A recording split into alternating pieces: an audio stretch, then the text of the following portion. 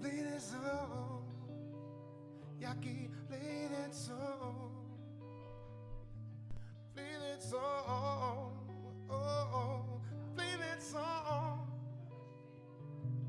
Play that song. Keep playing that song. Keep playing that song.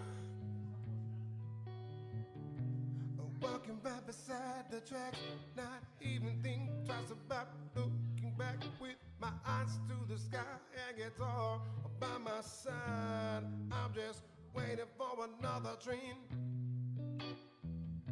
to pass me by. Oh, I don't wanna get on, just keep on passing me by. Yeah. They say that home is where you hang your hat. But with it hanging off my head, I'm gonna call a troubadour my home. And my home cooking is the notes I play to sustain us on this path, this paradoxal journey that we are on to find our way back home. To find our way back home. So take me home to that place where I know I belong. Don't wanna waste another minute being someone else.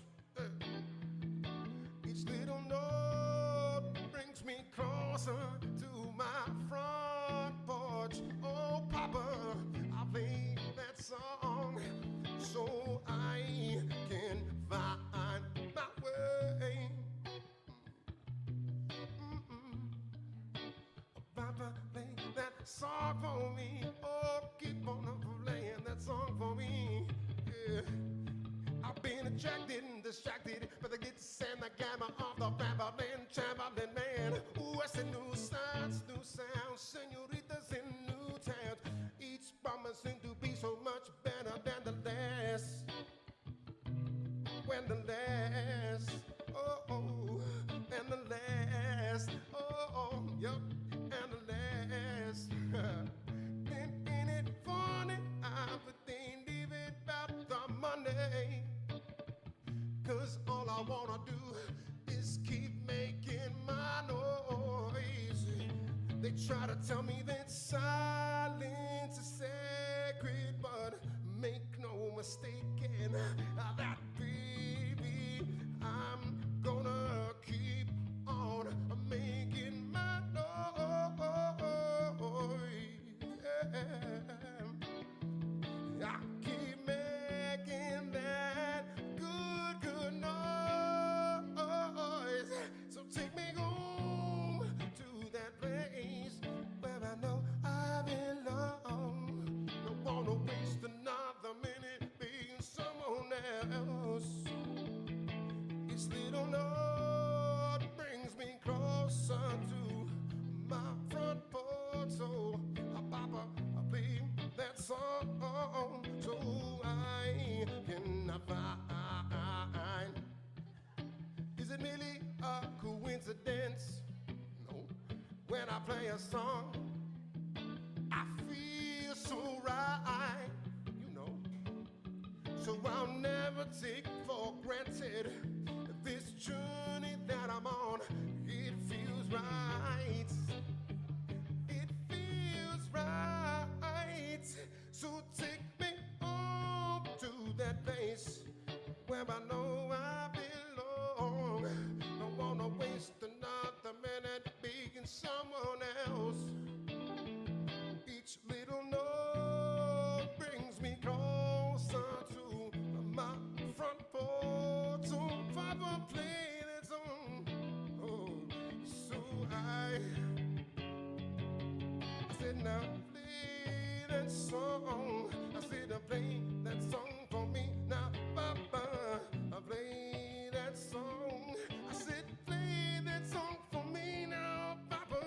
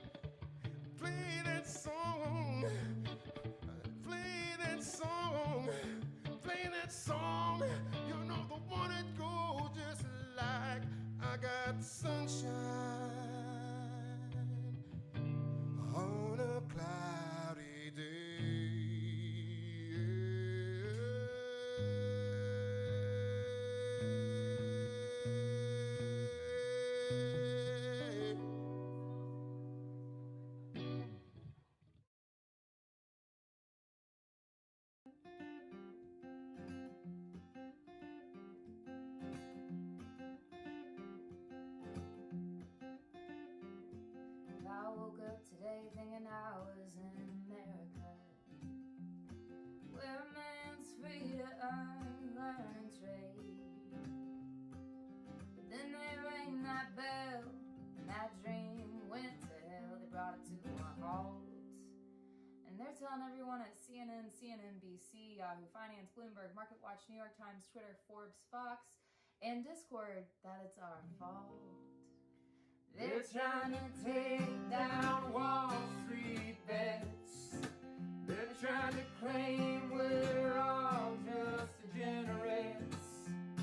'Cause the big boys don't like little guys like you and I fly to the moon. We'll be there soon, but don't forget they tried to take down Wall Street bets. Well, the long and the short of it all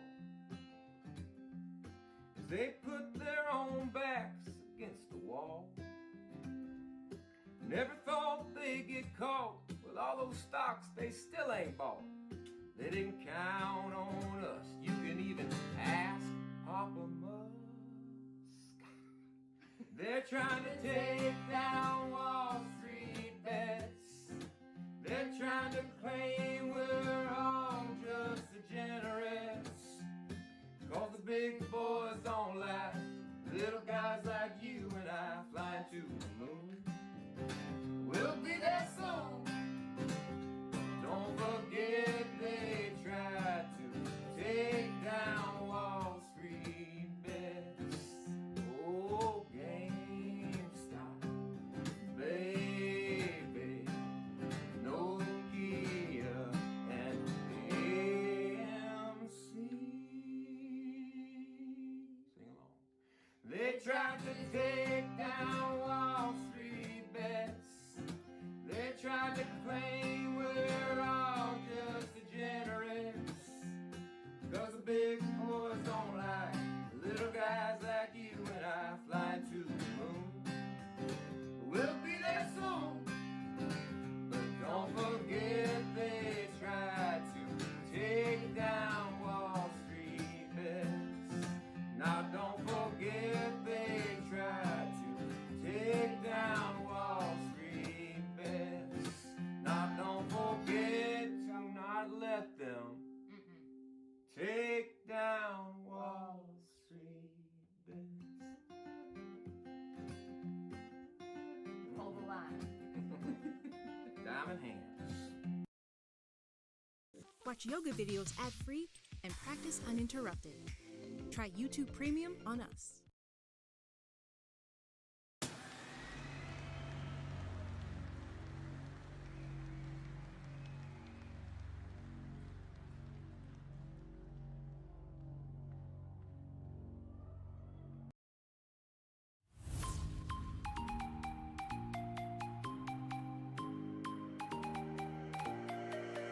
There once was a stock that put to sea. The name of the stock was GME. The price blew up and the shorts dipped down. Hold my bully boys, hold. She had not been 2 weeks from shore when Ryan Cohen joined the board. The captain called all hands and swore he'd take his shares and hold. Soon may the Tendy Man come to send our rocket into the sun. One day when the trading is done, we'll take our gains and go.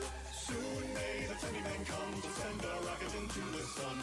One day when the trading is done, we'll take our gains and go.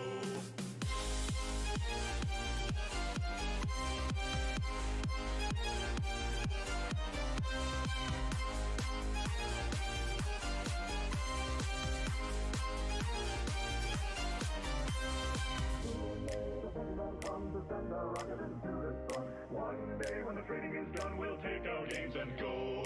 Before the news had hit the market, Wall Street bets came up and bought it. With time in hands, they knew they'd profit if they could only hold. No deals were cut, no shorts were squeezed. The captain's mind was not on greed, but he belonged to the artist creed. He took the risk to hold. Soon may the Tendy Man come to send our rocket into the sun. One day when the trading is done, we'll take our gains and go. Soon may the Tendy Man come to send our rocket into the sun. One day when the trading is done, we'll take our gains and go.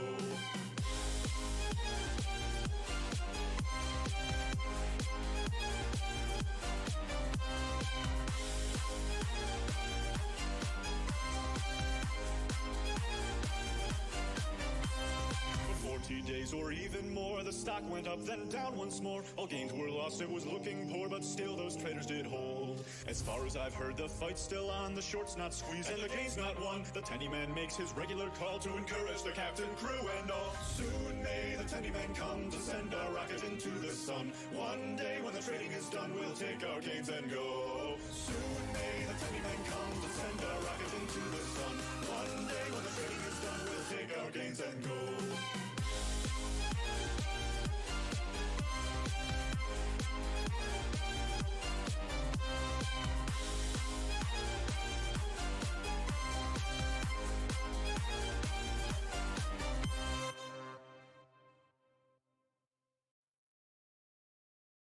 One day when the trading is done, we'll take our gains and go. There was a company called GameStop back in the day where half of the games that would get played happened to stay, and they had it. You want a game, you can nab and have it. Just pay for it, play it, come back and pay him to take it back. It was great, but what happened was over time the wind was about to flip around. Gaming was all on the internet now, so business started to thin a bit. Pow, into a foundness concocting a plan to run the stock into the ground to bum a profit. But there would come a prophet of sorts to offer reports of massive overconfident shorts. It saw that I'm positive, I like the stock, kitty roared, and like that, a massive horde of retards got on board. A casino of crayon-eating autistic apes just then made a decision to take a risk to rake some tendies from gay bear hedgies with a reason to fall. Stocked up on the stock, slowly started squeezing bare balls and singing. Soon may the tendy man come to send a rocket into the sun. One day when the trading is done, we'll take our gains and go. It was Captain Cohen and Commander DFE of the starship USS GME, ready to launch. Everyone holding steady and watching them revving the rocket and setting for tendies to launch. One giant hand of the ape was gripping Mel, then Capital, the other round the neck of Citadel. The ship was well underway, all it needed was fuel, and Ape was about to get it out by squeezing the fools. But alas, at the last minute, betrayal was had as a knife straight to the back by the traitorous Vlad. Manipulation and mass prevented the Ape from squeezing them, leaving them thinking that they were free, but Ape was screeching, ain't no reasoning with them now, you just pissed him off. And he's shaking the paper-handed biz niches off, leaving a diamond grip, and now they're crying a fit, cause he's still holding them by the throat, but now he's buying the dip and screaming. Soon may the tendy man come to send a rocket into the sun. One day when the trading is done, we'll take our gains and go. Short ladders, media FUD, court and orders, had the horde and mortars to see you become more and more matter. Court battered, robbing the hood, the light of the Senate. Surprise, your eyes still admitted that you tried to prevent it. Mind of a cynic, hands of diamonds locked onto a stash. Come ask how long an artist can last, hodl and fast. If covered, why bother convincing us all that it's past? Only passing we'll do is the moon when the throttle is gassed. Masters of buying the peak and selling the dip. Not this time, we'll rip the tendies out your felonious grip. Leave you resting in pieces while we're letting it rip. Melvin and Jim, keep trying, we'll keep buying the second it dips. Till the reckoning hits and we squeeze you for all that you're worth. Blast off from the earth and turn, go cosmic and burn. Hit infinite speed, past Pluto, then into the sun. Get tatted, drink piss and it's done. And while you're wishing you'd won, you'll be thinking. Soon may the tendy man come to send a rocket into the sun. One day when the trading is done, we'll take our gains and go. Soon may the tendy man come to send a rocket into the sun. One day when the trading is done, we'll take our gains and go.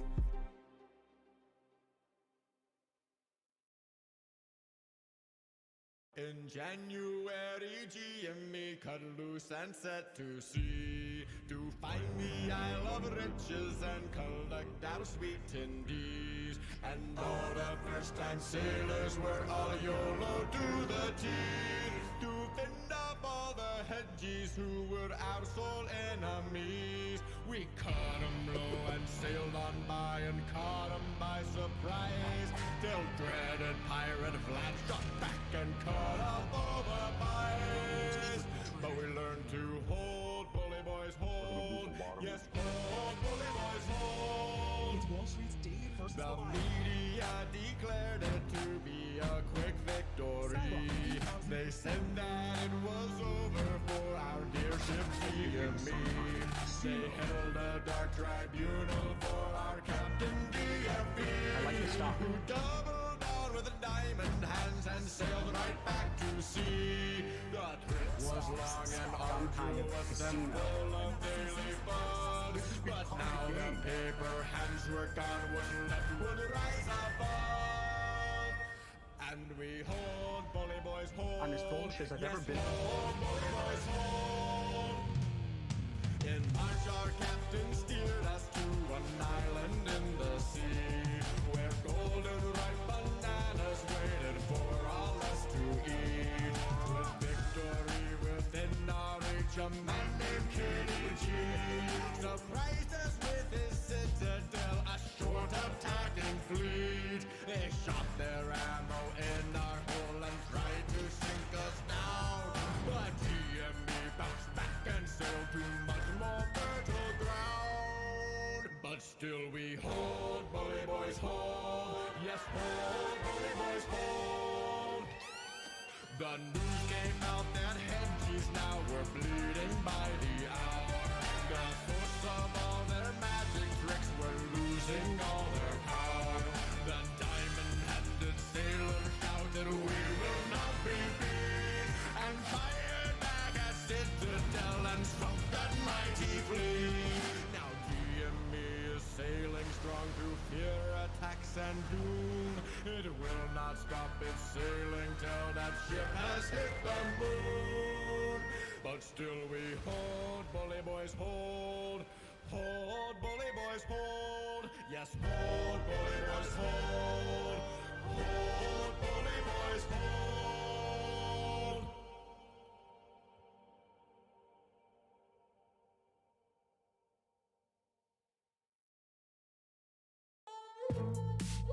Individual investors on Reddit started buying. They're driving the stock price and looking to beat the odds. Plans took off, and the Reddit not your typical bets. The Wall Street profits, stocks go down in price. Ticket to major investors and hedge funds. Candies, never end. It's no more games, no more pretenders. Hedges rage and hedges shout. Hedges seethe and hedges pout. I'm the retard, but I know when to hold and when to blow. I will stick to the plan, cause I got the diamond hands.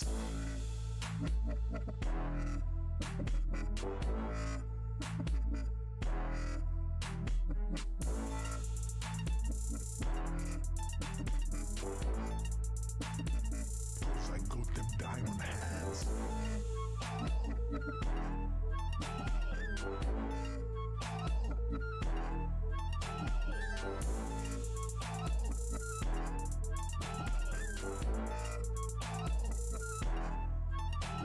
A lot of people are going to lose a lot of money. The folks who are playing this as a game.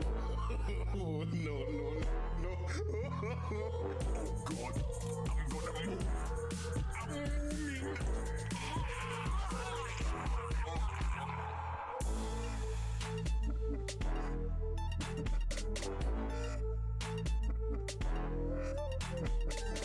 Oh, God. I'm gonna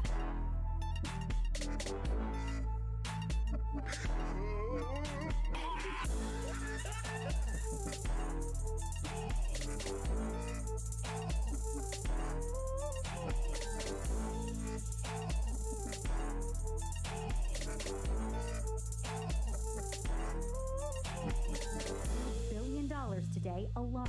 How'd you guys manage to win so big it made those old guys drown in their tears? Commenters on Reddit. Wall Street bets. Wall Street bets. Wall Street bets. Wall Street bets. Wall Street bets. Wall Street bets. Wall Street bets. Wall Street.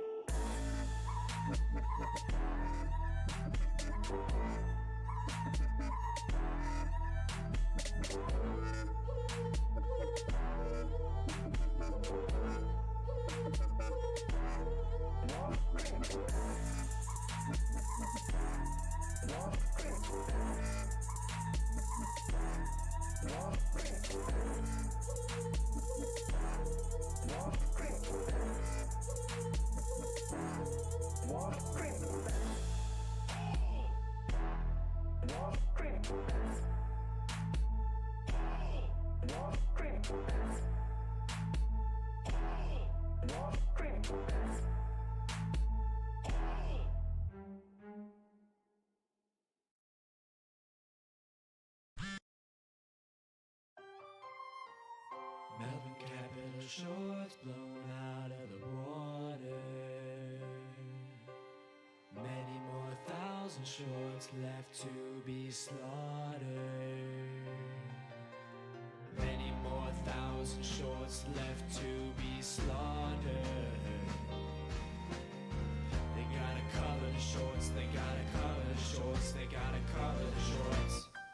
As a kid with little money and I wished for a war, I knew that I was poor, I knew it was the only way to rise up. If they tell our story, we are either gonna lose all our money now in glory or rise up. I will fight, that's the plan, but I'm only one man. We need more diamond hands, we can rise up. Cause if we burn, you burn with us. Rise up. Here it comes. Here comes the short squeeze. Ladies and gentlemen, here comes the short squeeze. The moment you've been waiting for. Here comes the short squeeze. Fuck you, me, Kevin, and your little bullshit fanny ass call out. Fuck you. What our plan? We got numbers, we got the men. We gotta make it all outstand. Hey yo, the shorts just want us to disband. Yeah, me, Kevin, you little pussy. Calling that shit out the day of it, Spike. Telling people, oh, it's going to 1300. Oh shit, my bad. I didn't mean to do that. Still didn't fill the gap. Fucking moron. You can make the check out to retail. Subject line, boom! Your view must be so distorting. How can you keep shorting when the people you're shorting keep retorting? We won't stop reporting what the SEC ignores, of course. We are outgunned. Outplayed. We got numbers, we got the men. We gotta make it all outstand. Hey yo, the shorts just want us to disband. Infiltrating every single unknown community. We gotta stop them and rob them of their immunity. Let's take a stand with the stand, but I got us branded us. Hold on to your shares now. Let's make them cover. Move. Goes the rocket, watch it launch into outer space. Move. Goes the rocket, see the fear in the firm's face. Move. There goes another firm and think they'll never learn it. We're up to 1,000 quick, they can't afford another dip. Calls and shares, giddy up. Tell your friends no giving up positions, just wishing they had the gall to double up. No time for giving up, promote unity. So scream in the face of all mass scrutiny. Are these the men with which I am to become an astronaut? We ride a market open, outer space in the distance. Go, GME. DFE cannot do this alone. Woo! 156 pre-market. Can't believe nobody's not up at 7:20 in the morning, just fucking freaking out. If you must. Sir, the market's having so much volatility, and I've noticed you're trading GME. Well, in summary, think that you should probably sell now. You don't want to be caught with your pants down. I have a couple of suggestions for other stocks in question. How to beat out the rest. Yes? Your Excellency, wanted to see me. DFV, come in. Have you met Robin Hood? Sir, I can't believe him. As I was saying, sir, I look forward to seeing your strategy fizz out. Hood, yeah? It's time for me to shut you down. Have I done something wrong, sir? On the contrary, I called you here because manipulations are getting hairy. Your reputation precedes you, and I have to laugh. Sir, how did you see this coming for a year and a half? Don't get me wrong, you're a wise man of great renown. I know you kept your chin up while they called you a clown. Wall Street bets and all the world owes you quite a debt. I'm no hero. Then how'd you know what this would represent? What do you mean? You must know this goes beyond exchanges. The nation's growing restless for some much needed changes. We need heads full of confidence, hands full of diamond. Buying is easy, my friend. Holding, defining. Why are you telling me this? I need your help. It's clear we're at a crossroad that paper hands want to sell. We are a powder keg about to explode. I need your diamond hands to start off the show. So, not throwing away my stocks. Not throwing away my stocks. Make my bets on Wall Street and I finally made my money. I am not throwing away my stocks. We are outgunned, outplanned. You need all the help you can get. I have advice, don't sell, or you're sure to regret. Okay, what else? Got numbers, got men. You need some friends, some people who won't pretend. The ones with diamond hands. Move right to Congress and tell them about the shorts. The SEC will report, but only if we're a whore. To the moon. Rise above our stations, educate the population till we rise to the occasion and reclaim our nation. Here comes the short squeeze.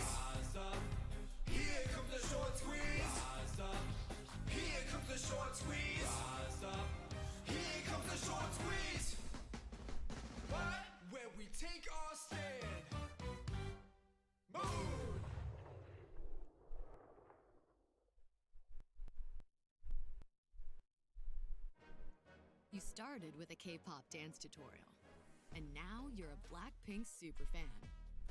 Catch every move and dive deeper with music videos and behind-the-scenes extras, uninterrupted. Sign up for YouTube Premium and get all your videos ad-free and offline. Try 1 month on us. Once every 100 years or so, a monster from the deep terrorizes the countryside. His name is Kenny G. He's full of darkest magic and his fire knows no bounds.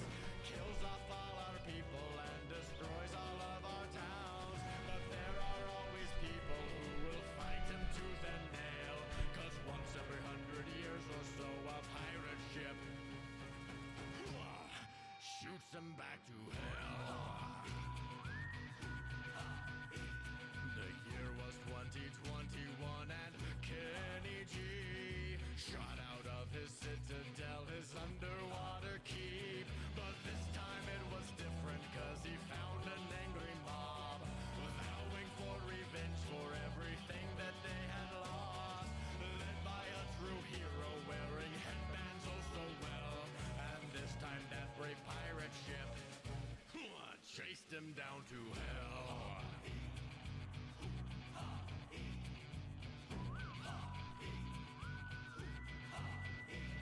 Well, Kenny called his allies in his fight against those horns.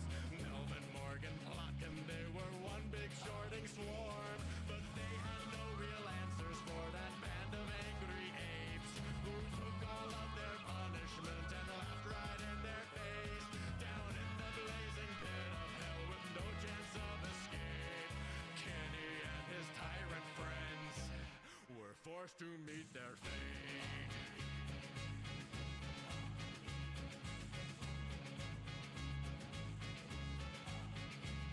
The captain called all hands on deck and aimed their weapons high.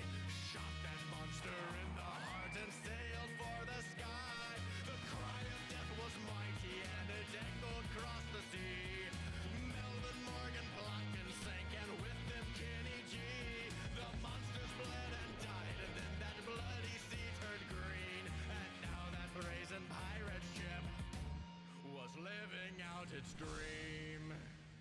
That rugged band of pirate apes came back from victory with stories of their battle in that cesspool of greed, vowing to do good and make the world a better place, root out the corruption with a smile on their face, to fix a broken system and begin it all again. That rugged band of pirates said this is not the end.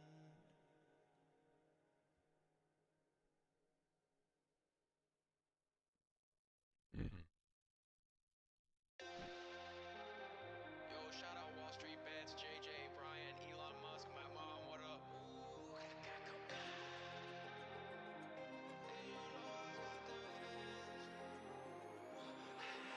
I got diamond hands, diamond hands, diamond hands. I got diamond hands, diamond hands, diamond hands. I got diamond hands, diamond hands, diamond hands. I got diamond hands, diamond hands. Ooh, yeah. GME, AMC, take that risk all on me. Robin Hood, you a dork, saving shorts while we squeeze. I don't got paper hands, sticking it to the man. I don't got paper hands, hold the line and stand. Diamond hands, diamond hands, diamond hands. I got diamond hands, diamond hands, diamond hands. I got diamond hands, diamond hands, diamond hands. I got diamond hands, diamond hands. Ooh, yeah. Wall Street bets, trimming the hedge, playing the game, but now we ahead. They getting mad, going in debt. We getting rich, Wall Street is dead. I don't got paper hands, sticking it to the man. I don't got paper hands, hold the line and stand. Diamond hands, diamond hands, diamond hands. I got diamond hands, diamond hands, diamond hands. I got diamond hands, diamond hands, diamond hands. I got diamond hands, diamond hands. Ooh, yeah.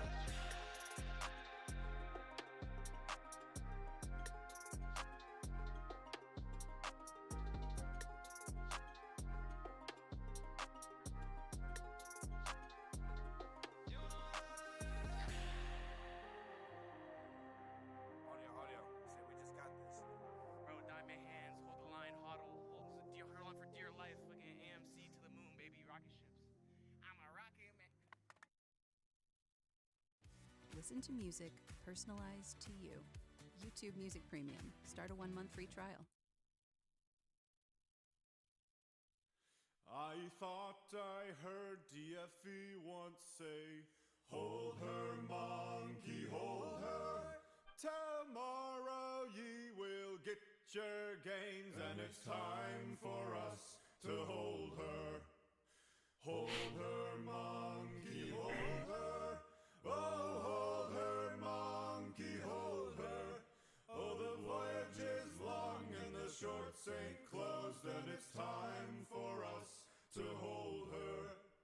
We like the stock labeled GME. Hold her, monkey, hold her. GameStop's our favorite company, and it's time for us to hold her. Hold her, monkey, hold her. Oh, hold her, monkey, hold her. Oh, the voyage is long and the shorts ain't closed, and it's time for us to hold her. My wife's boyfriend meets her at Wendy's. Hold her, monkey, hold her. But I don't care if there are attendees, and it's time for us to hold her. Hold her, monkey, hold her. Oh, hold her, monkey, hold her. Oh, the voyage is long and the shorts ain't closed, and it's time for us to hold her. The hedgies lost billions today. Hold her, monkey, hold her. With diamond hands we'll make them pay, and it's time for us to hold her. Hold her, monkey, hold her. Oh, hold her, monkey, hold her. Oh, the voyage is long and the shorts ain't closed, and it's time for us to hold her. We're boarding rockets to the moon. Hold her, monkey, hold her. Buy your last shares now, it's launching soon, and it's time for us to hold her. Hold her, monkey, hold her. Oh, hold her, monkey, hold her.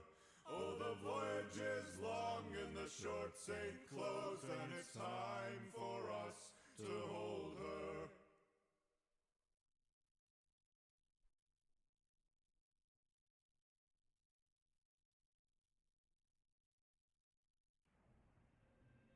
There once was a stock that put to sea. The name of the stock was GME. The price blew up and the shorts dipped down. Hold my bully boys, hold. She had not been 2 weeks from shore when Ryan Cohen joined the board. The captain called all hands and swore he'll take his shares and hold.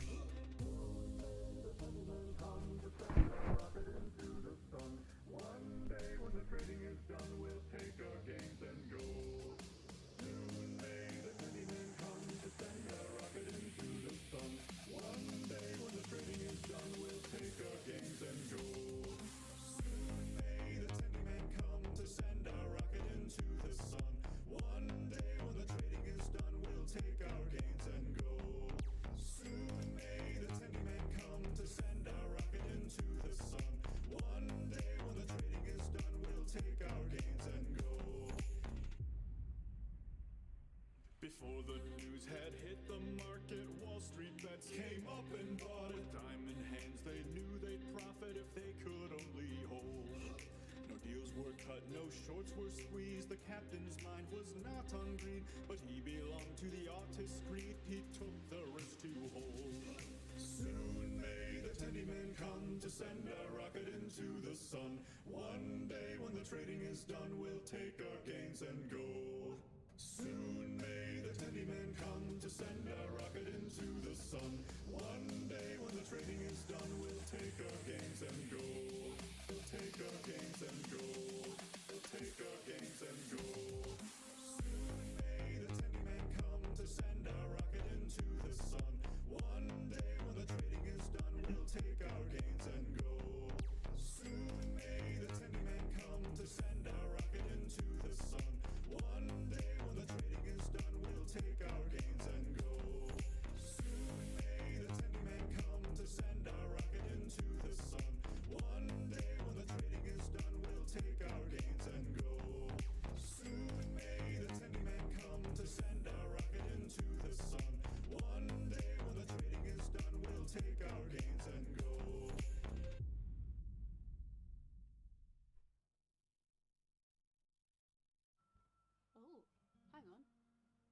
Lots of people are entering the chat. What is happening? What is happening? Are we being raided? Oh, there it is, the stock guy. Holy moly. Holy frickin' moly. Oh my, whoa. Hello everyone. So you guys call it Tendy Man? Is that different to is that like a different version of Wellerman? I can sing Tendy. I don't know what that is, but I can sing that.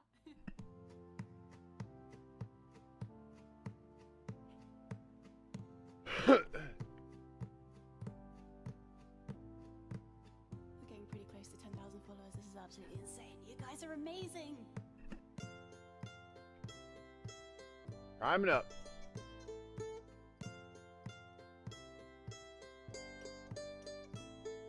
Soon may the Tendy Man come to send our rocket into the sun. One day when the trading is done, we'll take our gains and go. Soon may the Tendy Man come to send our rocket into the sun. One day when the trading is done, we'll take our gains and go. Soon may the Tendy Man come to send our rocket into the sun. One day when the trading is done, we'll take our gains and go. There once was a stock that was put to sea, and the name of the stock was GME. The price blew up and the shorts dipped down. Oh, ho, my bully boys, hold.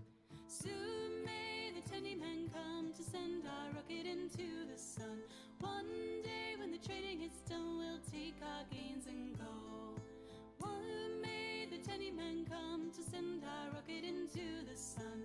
One day when the trading is done, we'll take our gains and go. She had not been 2 weeks from shore when Ryan Cohen joined the board. The captain called all hands and swore he'd take his shares and hold. Soon may the Tendy Man come to send our rocket into the sun. One day when the trading is done, we'll take our leave and go. Soon may the Tendy Man come to send our rocket into the sun. One day when the trading is done, we'll take our gains and go.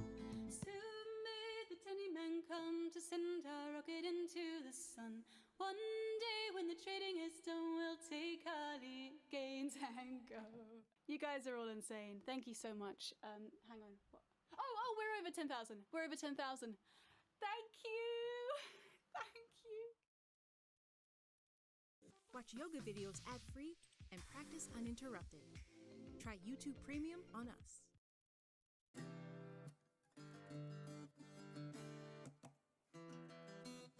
I remember when we rode a pump the first time, angry cause I didn't buy enough. So I bought it all the way up to the top, cause I said I needed more. Laughing at my family and friends, cause they kept telling me that it was a scam. But then it retraced about 80%, and I held on, I hodl, I sold at the bottom. Ooh, ooh, ooh. I sold the dip again last night, and ooh, this time I'm telling you, we are never, ever, ever selling back to tether. We are never, ever, ever selling back to tether. We've got lots of bitcoins, lots of shit coins, watch them bleed. But we are never, ever, ever, ever selling back to tether. And then I bought it all back higher. I swore I'd never hodl it again, so I sold it when it hit like 7 grand. Then I bought it back at 12 and then again at 15, then bought more at 18. You might call me crazy, but ooh, I sold the dip again last night, and ooh, this time I'm telling you, we are never, ever, ever selling back to tether. We are never, ever, ever selling back to tether. We've got lots of bitcoins, lots of shit coins, watch them bleed. But we are never, ever, ever, ever selling back to tether.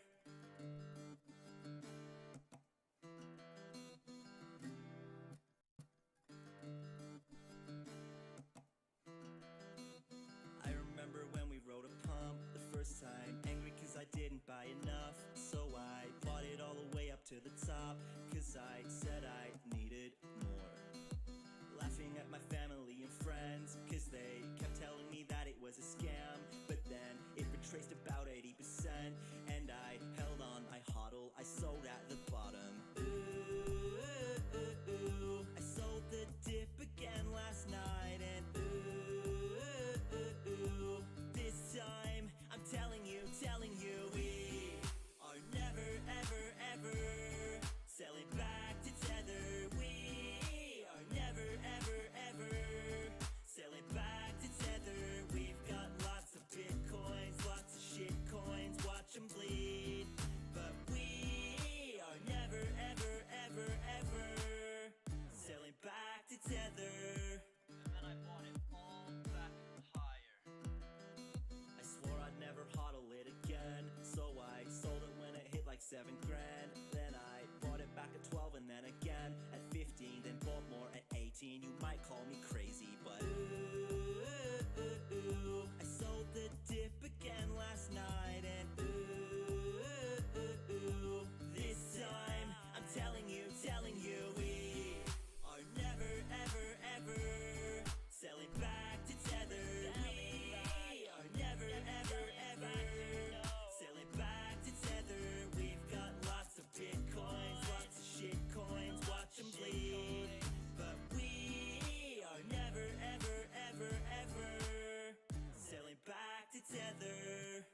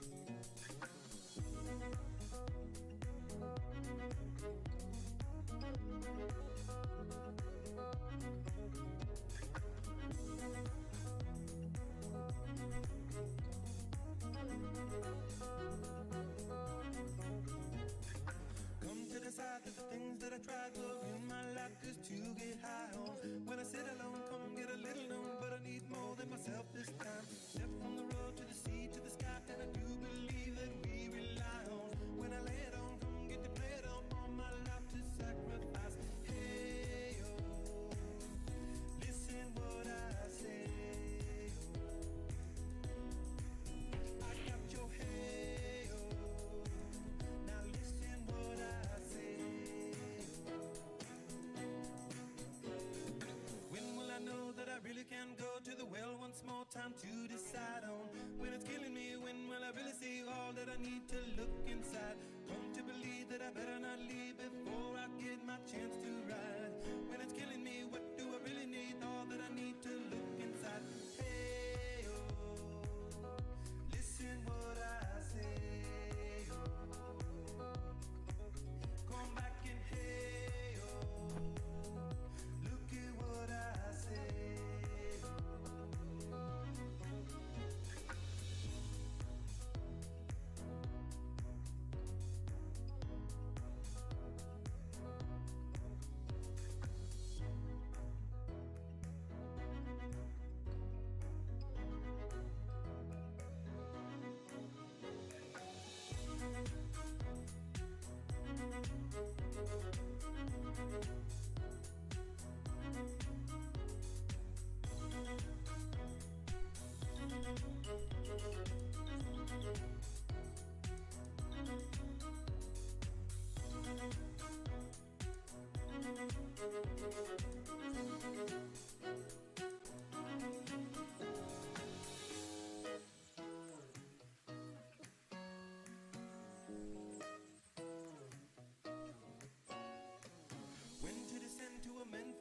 Of the channels that have broken down. Now you bring it up, I'm gonna ring it up. enough just to hear you sing it out. Step from the road to the sea to the sky, and I do believe what we rely on. When I lay it on, come get to play it on. All my life to sacrifice. Hey, oh, listen what I say. I got your hey, oh, listen what I say. The more I see, the less I know, the more I like to let it go. Hey, oh, whoa, whoa.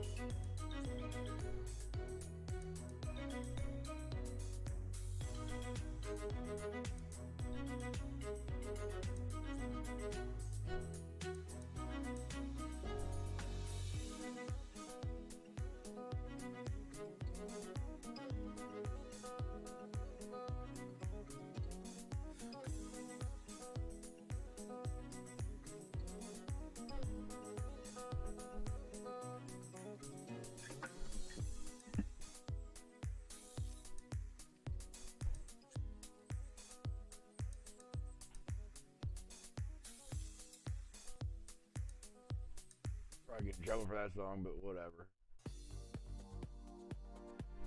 What's up, brother?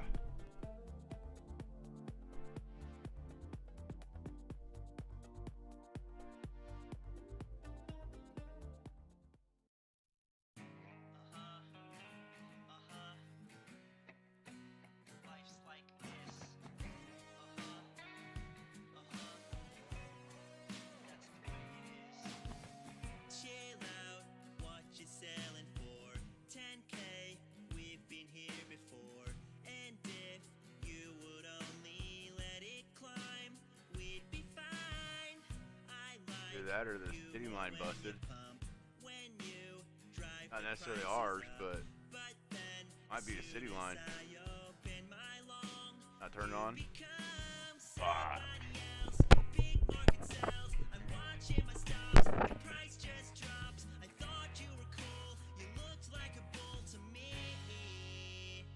Tell me, why'd you have to go and make me get liquidated? I see the way you're dumping bags on everyone else you manipulated. The price like this, it will pump and then dump. The trend breaks and you take what I bet and you turn it into insurance fund. I hope that Arthur had a nice vacation. Oh, oh, oh, oh, oh,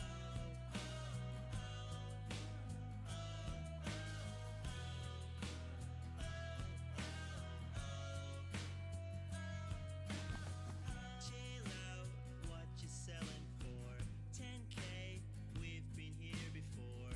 And if you could only let it run, but you become somebody else. Big market sells. I'm watching my stops. The price just drops. I thought you were cool. You looked like a bull to me. To me. Why'd you have to go and make me get liquidated? I see the way you're dumping bags on everyone else you manipulated. The price like this, it will pump and then dump. The trend breaks and you take what I bet and you turn it into insurance fund. I hope that Arthur had a nice vacation. Oh, oh, oh.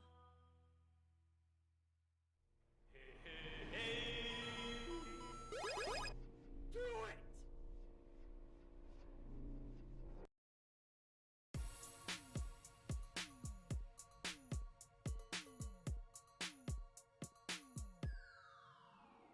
Everybody, long the ponds, Yeah, yeah. everybody, long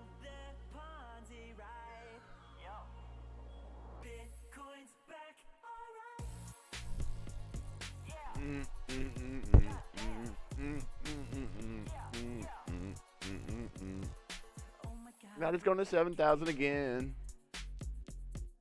Brothers, sisters, everybody buying. We're gonna pump the Ponzi, we'll show you how. Am I the only one? Yeah, yeah. I think it's going down. Yeah. Oh. Hello, everybody. Yeah, yeah. Oh, hello. Hello. Oh. Not you. I like. Back. All right.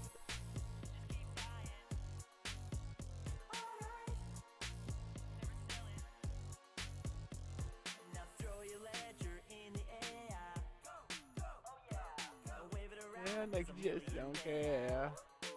Ooh, ooh.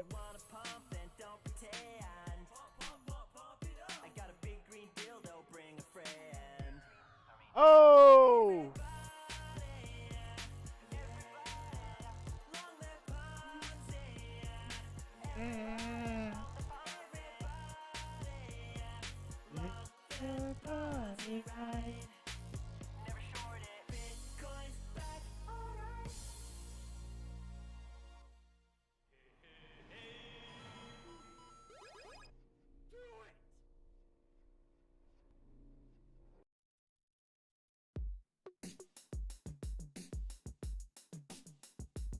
Yeah, I've been on Uniswap, now I'm out on one itch. Used to trade centralized, now we on the fun shit. I'm the new Warren B, leadership's nemesis. When we go to Mars, I just hope that he remembers this. Used to shop on Binance, now they got a chain. BSC, pancake swap, the new game. Hooking up my wallet, then we flip it so smoothly. Catch me in the kitchen like a chef on sushi. Cruising about 88 miles like Marty. Octopus tentacles, cooking at the party. Wifey looking curvy and the vault so clean.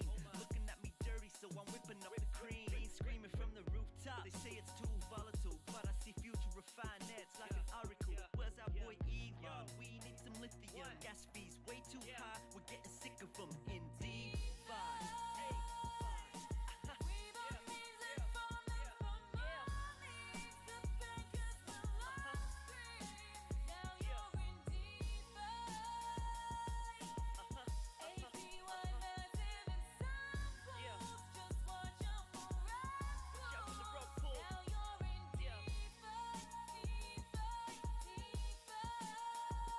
catch me on the get-go, hunting for the gems, yo. Large cap projects will put me in the end zone. You can let your friends know, blue chips friend zone. Flirting with the rugs, might lose this bread though. Shout out to the airdrops for keeping your man stocked. I just pull a farmer from my bed in my bed socks. We all know the bank sucks, so we're saying goodbye. Messing all their plans up, we having a good time indeed.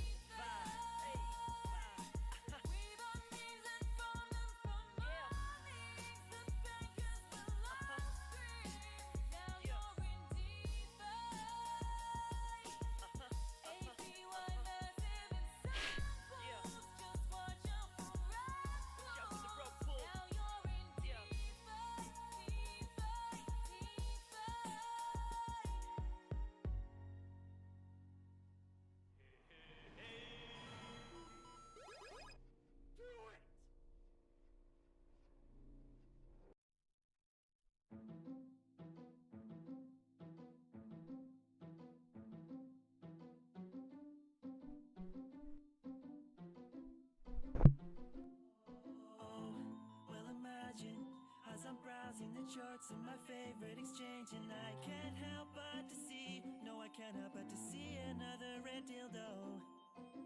What a beautiful bargain, what a beautiful bargain, said the trader to a hodler. Yes, but what a shame the poor hodler bought the top.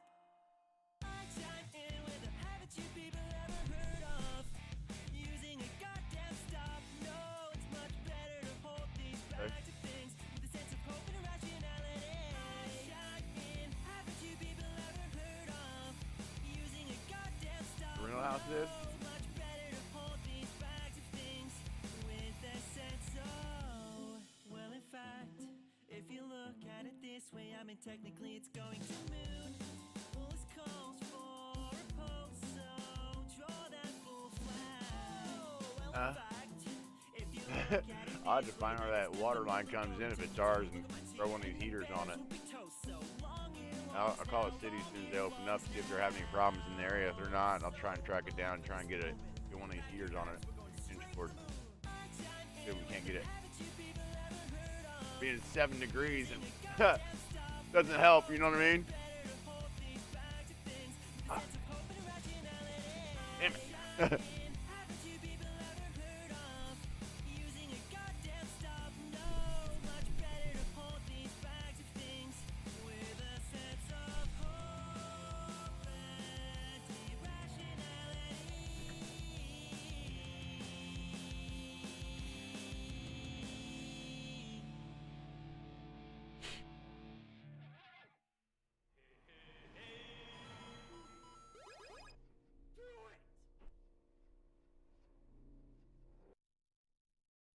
Download your meditation videos and unwind uninterrupted. Try YouTube Premium on us.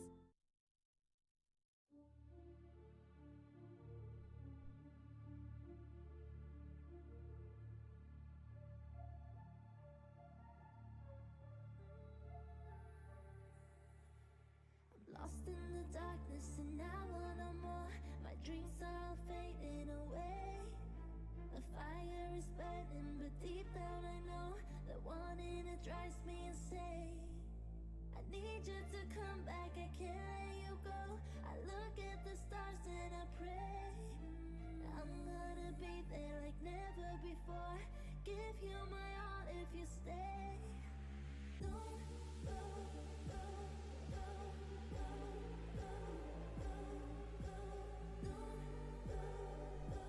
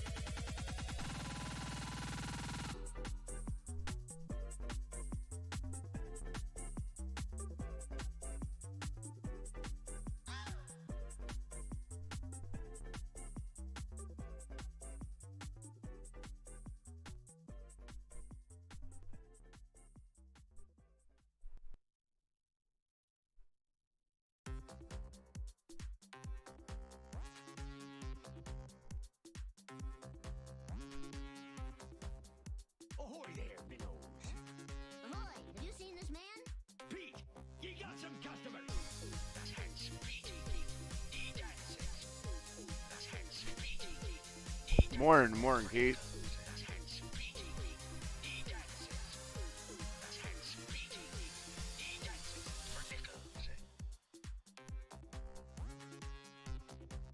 Oh, I'm sorry. I can't divulge information about that customer's secret illegal account. Oh, crap. I shouldn't have said it was a customer. Oh, crap. Oh, crap. I shouldn't have said it was a secret. Oh, crap. Oh, crap. I shouldn't have said it was a customer. Oh, crap. I certainly shouldn't have said it was illegal. Oh, crap. It's too hot today. 30 minutes. Fuck it.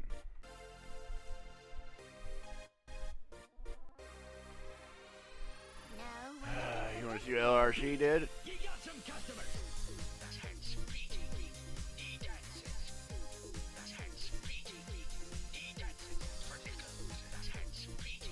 Remember this last night?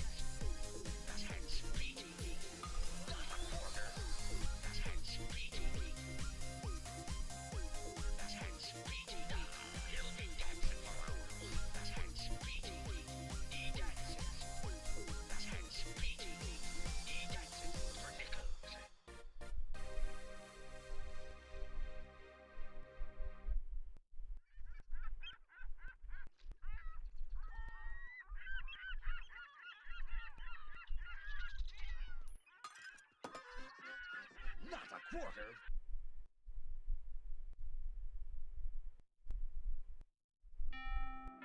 What can help you take advantage of today's low mortgage rates and save money? It hit. Yeah, it hit last night. RocketMortgage.com. I was like 30 minutes late, but it finally hit. Licensed in all 50 states and MLS Consumer Access. Perfect. 8 for 8.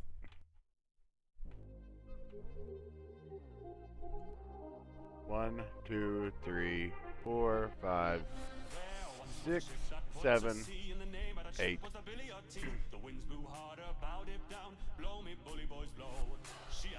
I was deep diving in this motherfucker last night about 1 in the morning, trying to figure out how I was going to get up to that price.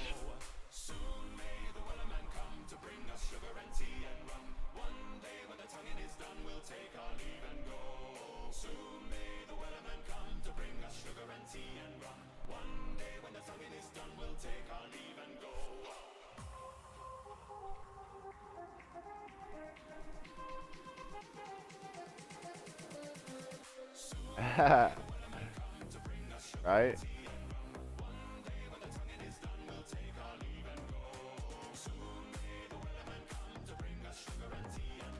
Hey, thank you, Renegade. Thank you for coming by. Anything you're curious about when you're in your 5 minutes?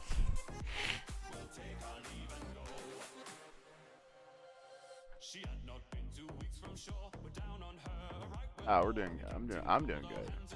Doing better.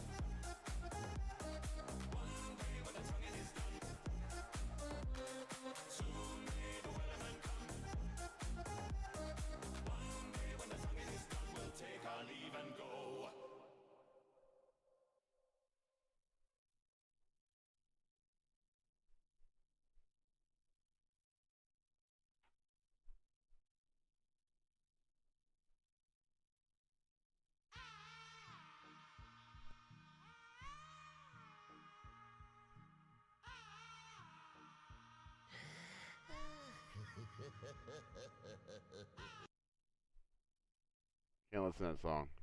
God dang it.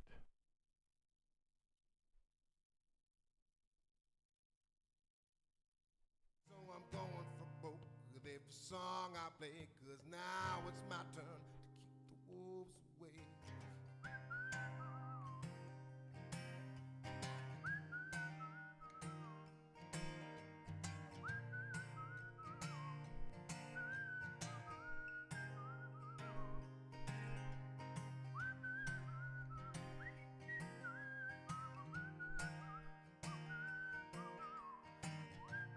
I no longer want to be called a survivor. I want to be called a victorious being.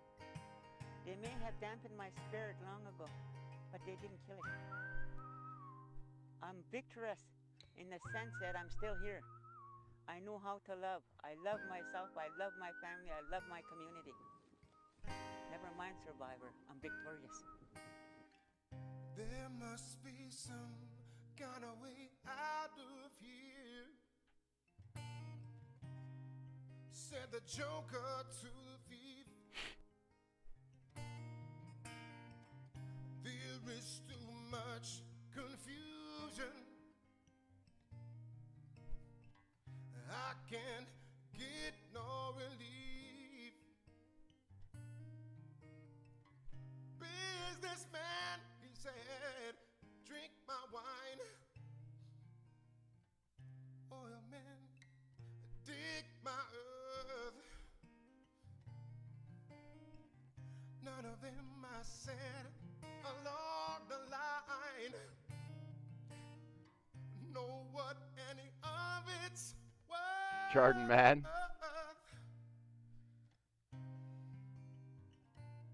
Rage charting. He's rage charting. Do know not what it's worth.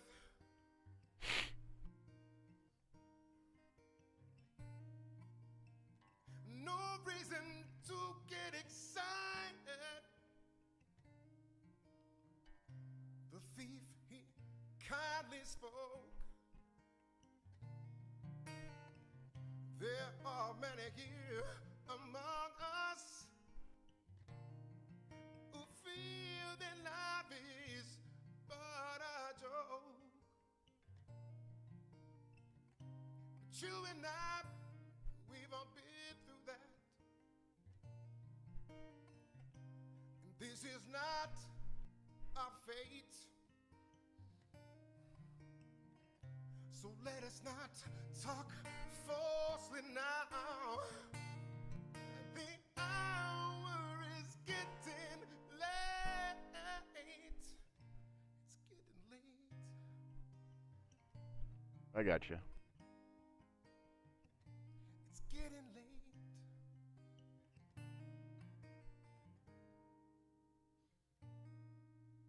All along the watchtower, princes kept their view. All of the women said they came and went. Barefoot servants too.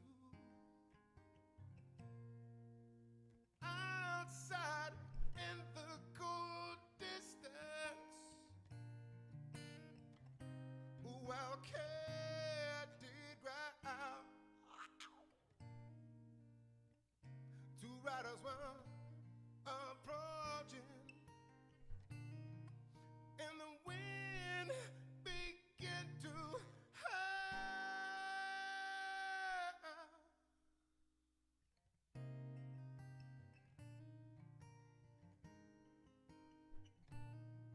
Sent all along the watchtower. I said up along the watchtower. Up along the watchtower. There must be some kind of way out of here.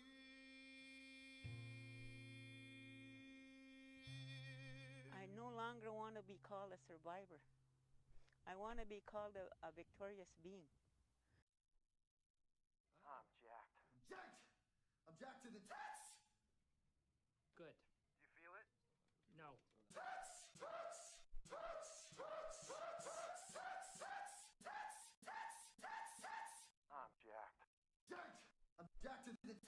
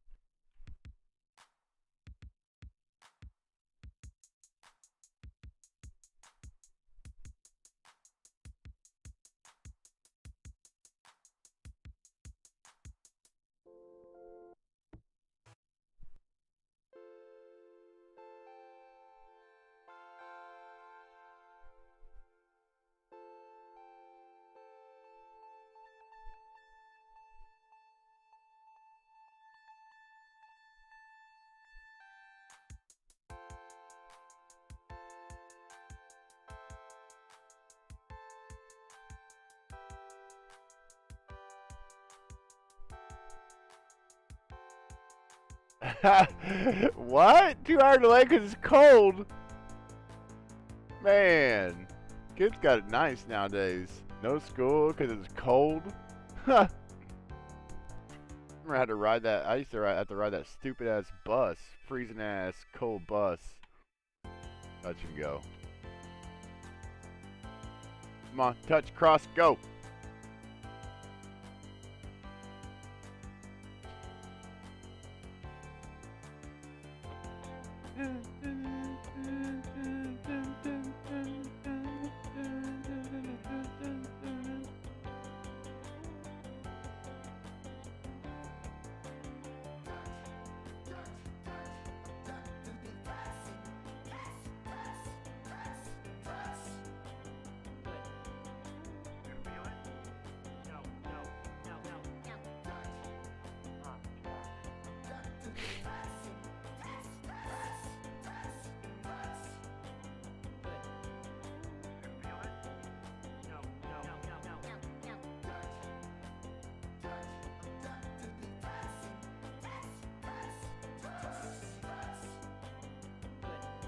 Come on, get some ass behind it.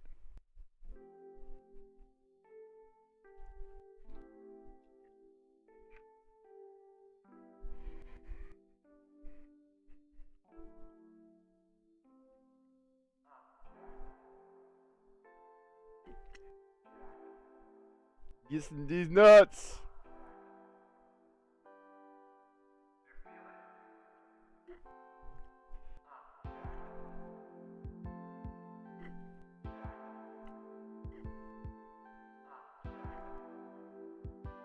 Come on, go to golden pocket. Mess around. Cross, go.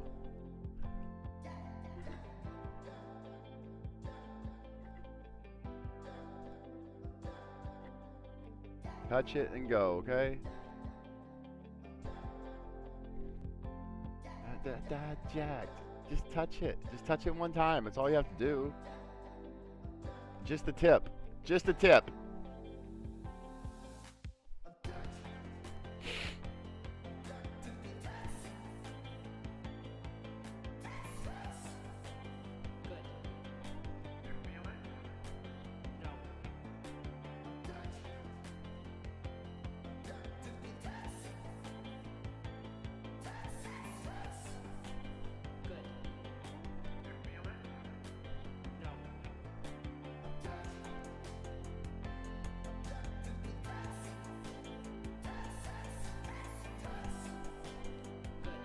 I don't get why they're procrastinating.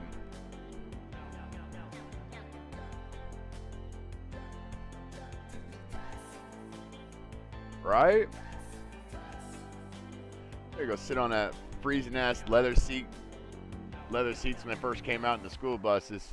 Sit on them leather ass cold seats. Ooh, I get cold chills thinking about them because I was the first kid they picked up because I had like an hour ride to school.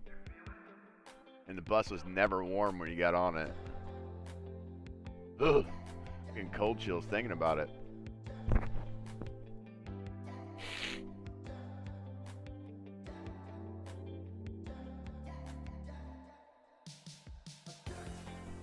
It's 7 degrees here. I think our water lines froze it at my place, so we ain't got no water right now. And it's too fuck cold to go fuck around with that water right now. I gotta call the city, make sure there isn't no city lines froze here in a little bit. I'll probably only be streaming for about another 45 minutes because I have to address my water lines that are froze. It's like one thing after another with this shit, man. It's like it'll be a never-ending battle with me trying to fucking get a step ahead, but I keep fucking falling behind.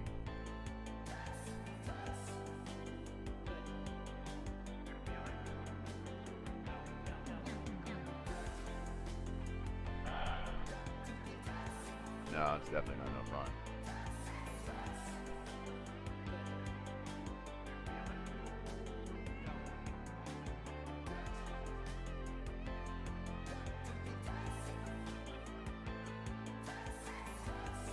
Eight 20, 10 minutes till market open.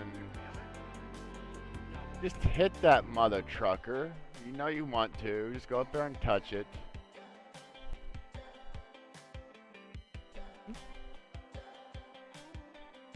Just go up there and touch it. Come back down there, kiss the 20, and then come back up and go get me that 886, please. Thank you, and make me some Bullish Divergence while you're at it. Please. Or you can just make it up to the 786 and give me some Bullish Divergence. Be cool. We're still going up. We're getting a little roundy. Getting a little roundy though. Yeah, I didn't think about it, man. I would stay up till 2:30 in the morning watching cryptos. Didn't think about it dropping down to like below 0 last night. Yeah, this is ship.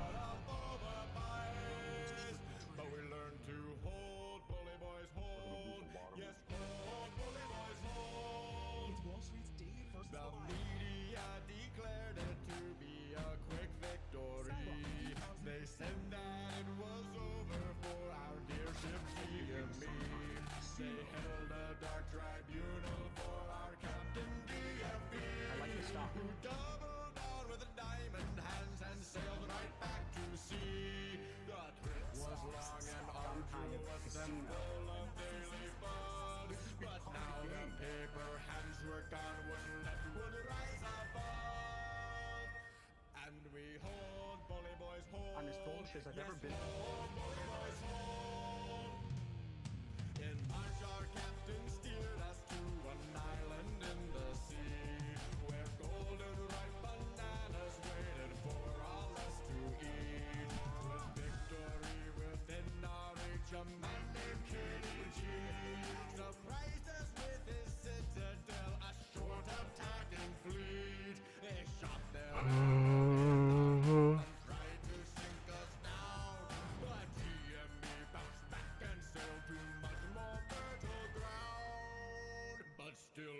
oh, boy, boy, hold. Yes, hold, bully boys, hold. The news came out that hedges now were bleeding by the hour. The source of all their magic tricks were losing all their power. The diamond-handed sailor shouted, "We will not be beat." Maybe I need to go do that, Aki.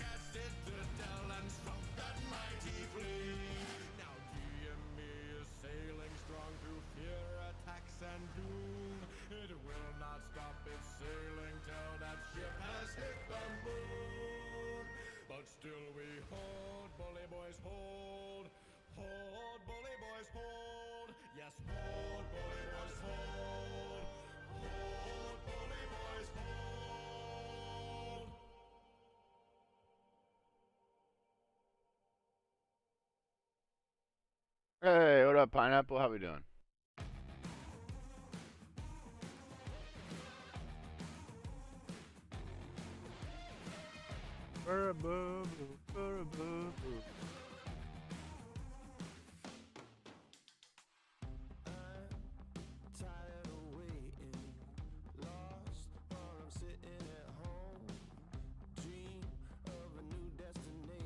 Probably gonna get copyright strikes. What the shit? Quit playing stupid.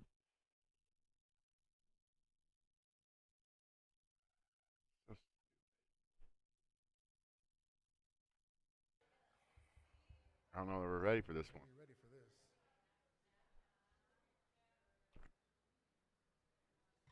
Bullish Divergence on link.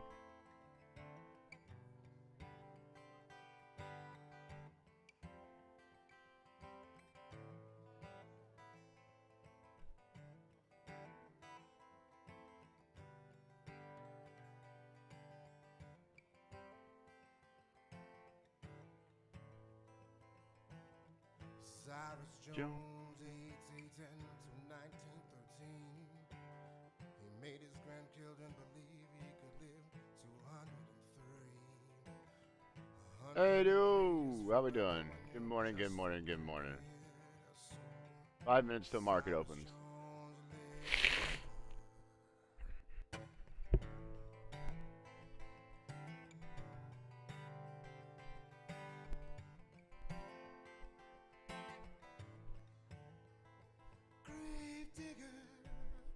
You should dig my grave. Shallow, so that I can feel the rain. Grave digger.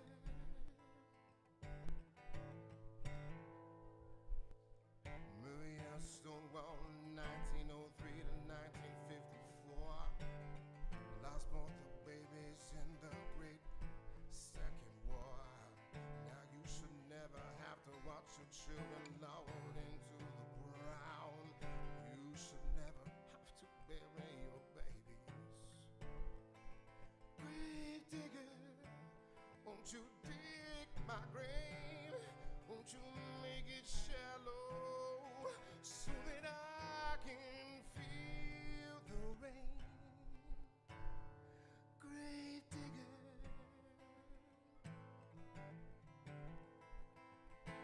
Ring around the rosy,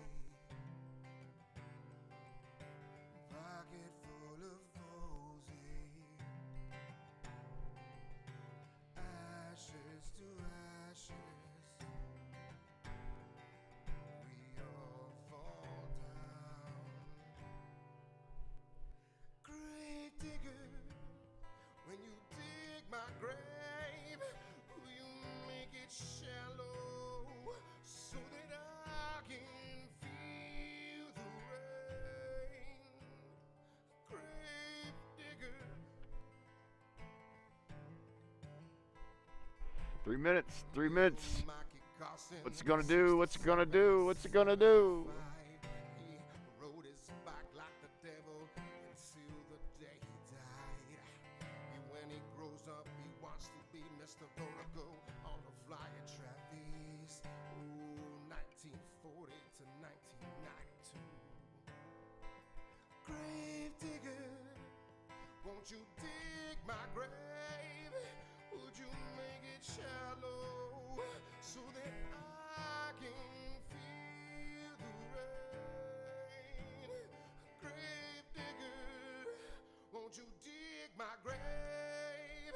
Could you make it shallow so that I can feel the rain?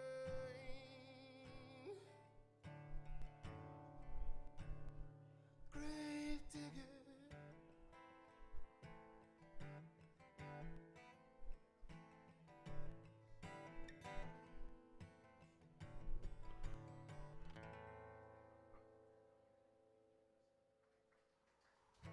Thank y'all so much.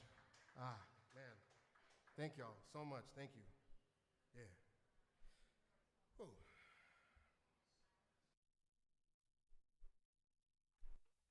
Thank y'all for tuning in.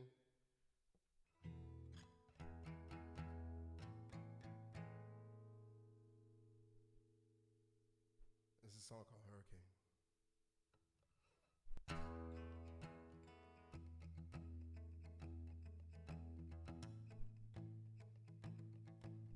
I usually start with this song. I used to start with this song for years. I used to start with this song because it's such a feel tune. Because I'm not really doing a bunch of crap to it. I'm doing one finger off, letting y'all know the secret, and then I put the finger back on. Crazy, right? That's something that sounds so crazy, but I'm also putting my palm here and I'm muting it. I'm kind of giving a little feel to it, but what I'm trying to mimic is the tick tick tick of the rain on a window. So usually I start off with this tune because that gets me settled. I can't get distracted. I have to just sit and be in that moment.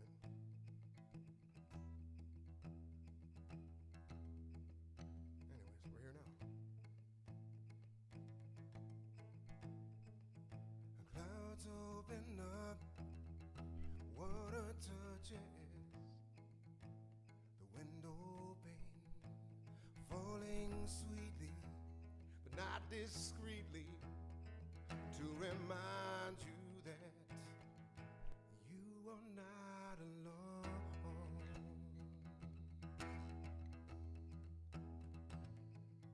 You are not alone. The light flickers from across the room. I'm mesmerized, I'm captivated by the shadows that dance upon your walls. If I could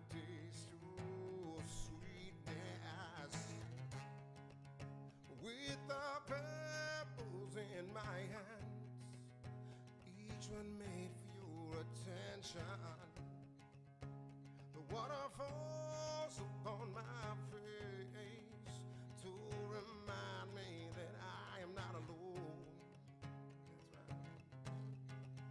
To remind me that I am not alone. So I stand here and I wait and stand in the rain. Yo, what up, Failure Deliver? I said I stand in the rain.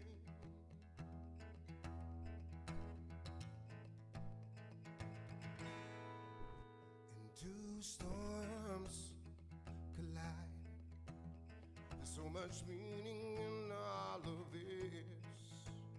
And I look to the moon to tell me where you've been and what you've done. Very voluminous. Cause I don't know if I can wait the whole night. I look to the sky, waiting for you to open your eyes to see me.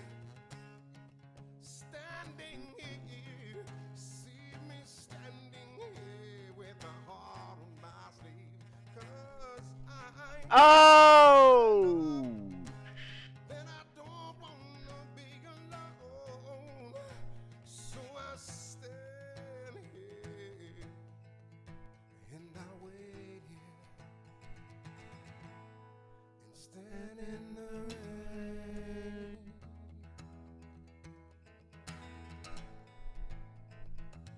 I said I stand in the rain. You know, Rocky's live. See you guys, Rocky's live. Thank you for coming by and saying hi. I appreciate it. Thank you. Love you all. Don't watch me no more. I'm no good. This guy right here, he's the good guy. The future of finance. Invest in over 30 crypto. What's happened is the prices have, well, actually, I'll just hide away the extended market hours. You can see that today during the pre-market that we actually dropped down to 147. Hide that now though. He's turned his damn mic up. Well, There we go. I need to turn my mic up. I like to use the line chart recently on the show because I think it's visually nicer and I talk about things a bit less specifically, but this specifically something that we talked about yesterday. Sorry about my volume. Yeah, this is something we talked about specifically yesterday with regards to how we'd want to see the day starting, etc. In pre-markets, the prices did drop down to 142, which did make it an awfully lot closer to where the gap is down there at 131. But then after that drop down, as we just looked at, the prices pushed back up to 160 or so. Pre-market opened up the day then up here at $160 ish, $160.31. And then it's dropped down so far as low as 151. 151 is that pivot point that I spoke about yesterday. Well, in around there anyway. Divergence. I spoke about yesterday. I spoke about how the prices could drop down a little bit, kind of establish an area. Like 153. If we then see a bounce thereafter, maybe we'll come back in and retest this area again thereafter, and then perhaps go on to get follow through. There's a few things that happen with regards to gap. This is an example of one. I mean, talking about this in advance in this way, it cuts about 10 years off your trading experience. So that's handy. So handy let's dandy. just I see love how you, this Rocky. thing goes, I suppose, and that's what we wanted to tune in for straight away. So I'm actually a little bit, just a little bit ahead of my own schedule today here, starting the show. Technically, I'm still late, but I've been trying to catch up. A little bit ahead of my own schedule. A couple of things I think I need to take care of. So I might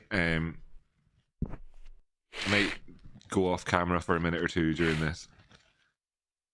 I'll just mute myself real quick. I got the old nose stuff going like I do. But sure, great. Nice to see you all, though. Hello, Cropticians. Hey, Sammy, yo, Sarah. Good to see you. Good morning, Paola. Good at the top of the morning, legends. Good to see you. Hydrate, indeed. Do hydrate. I want to see. Right, so just come down to one. There'll be other things that people want to take a look at in the world of stocks. I'm going to do that really briefly and then come back here just as this is doing this. Now, don't panic. I'll be back in within 1 minute. Don't panic. Anyway, this is a stock that probably a lot of people are interested in. AMC, very similar story. Okay, so a lot of people would have wanted to have known that, and I'm just trying to help them out. You'll see here the same story that I just explained with regards to GME and how the gap could then operate. Here's another stock that I'm interested in as it happens as well, AHT. You can see that it's also got a gap in here, perhaps. You know, little things like that I was thinking about which can impact the price of things.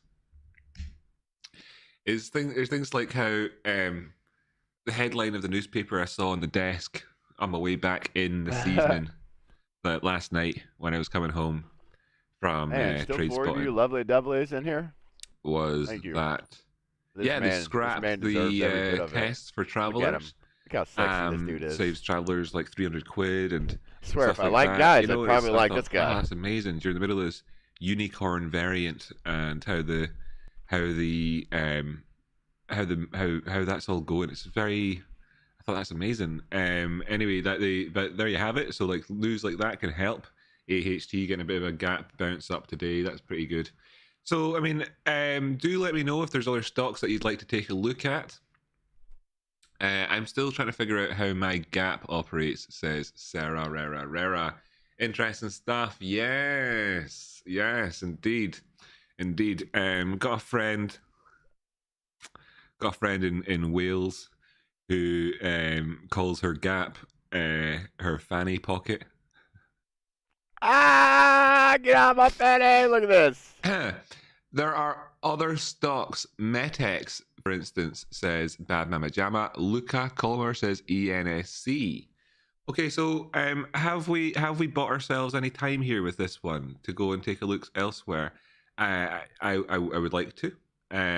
So you know, let me know. Thanks for giving us a heads up regarding the stream today, Sky. You're welcome. You know, yesterday I was very. I wish I had. GME, I wish I please. had. It's going to things 143 nailed maybe. down enough Unless right it now turns for me around to be able right to meow.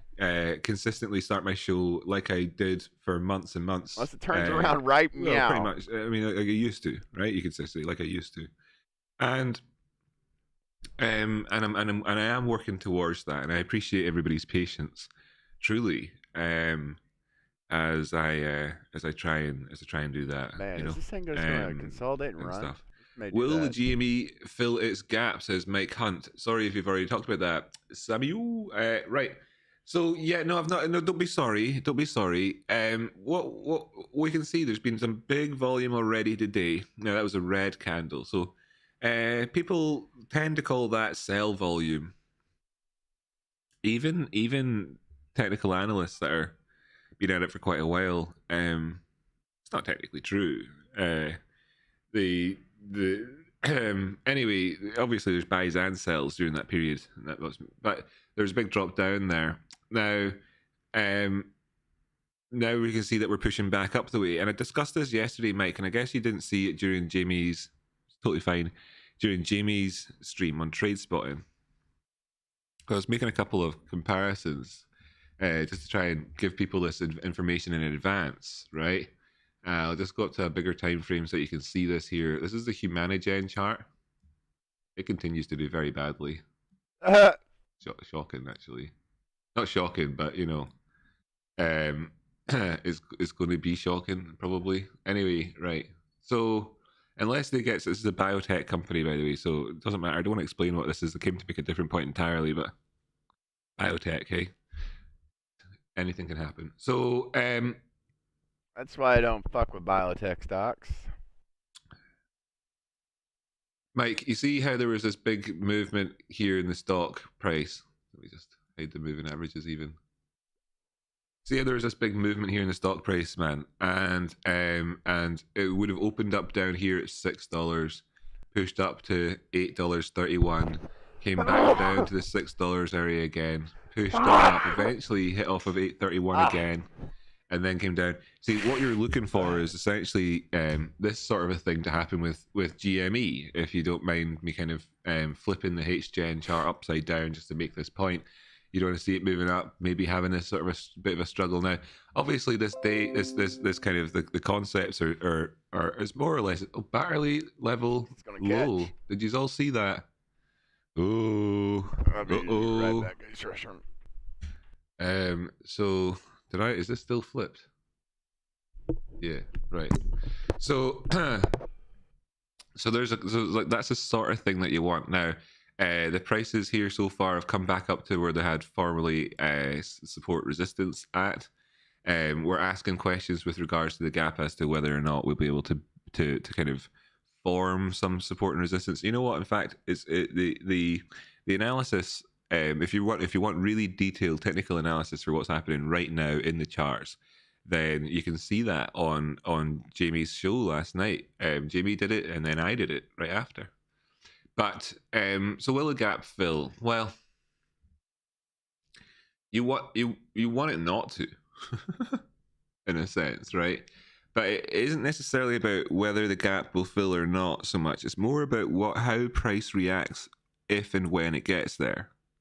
And I know that's a hard concept to kind of accept, right? It's the main thrust of the question is, will the gap be filled? And all the chat about it is fill in gaps and everything else. And I would talk about a gap and say, oh look, there's a gap there, it could get filled, etc., etc.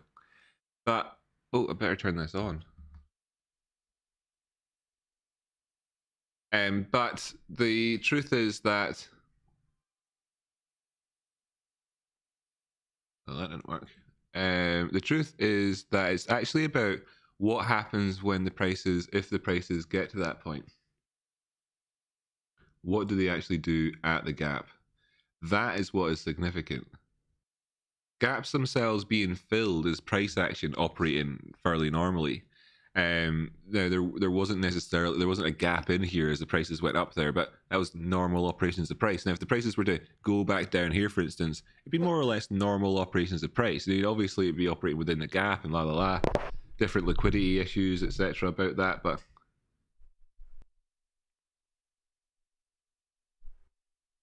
there we go. Different liquidity issues about that, etc. But that's what we'd be looking at. God damn, go away, please. Go away, please. Somebody's done a super chat and I've missed it. I'm just looking to try and if I can get it. Thank you. Can we have a look at TLT? Yes, we can. Okay, so I've tried explaining that quite a bit there. TLT. iShares 20-year plus Treasury bond ETF. Is that what you meant? Got the hair at last. Gosh, I hate having a hair stuck in my mouth that you just can't get to. The pain. This is a Treasury bond, right? Great. Okay, so All right. Oh, great. Treasury bond. Look at that. Look at that. Would you look at that? Do you see that there, eh? See that flash fill that got done? Nice. Nice. If there was a flash there instead of a gap, and you said, will the flash be filled? Then I would say yes, man. Gaps are similar to flashes in that sense, in that they, in terms of just like looking at them, pretty much all gaps get filled on all charts across all time frames always, as a rough rule of thumb. Except of course they don't have to, and it actually isn't about the gap being filled, it's about how prices react at the gap. That's what's significant. Now, here we have the potential for sort of Adam Eve type turnaround here if we can crack this support resistance. So as you can see here, there's 1, 2, 3, 4-ish areas of support and resistance just there. Maybe that's not ideally positioned, but I don't really care. The thrust I'm trying to make the point about here is whether or not we would break down below there. And that's by virtue of the fact that you're able to kind of look at that sort of thing just like that. But I'm about to remove it to point out a couple of little nuances in this area. Obviously, it's not actually as cut and dry as that, because look, these are actually higher lows, sorry, and up here what you've actually got is a higher high. So bringing up the oscillator down below, noting that that was done with bullish divergence, bearish divergence, bearish divergence.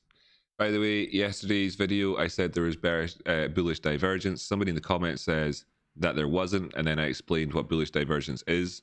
Don't be coming into my YouTube videos and criticizing my technical analysis when just don't be doing that. What hassle. You can ask me if you don't know what bullish divergence is to explain it, etc. Right? And be nice about it, but don't come in there and start telling me I'm wrong. Who are you?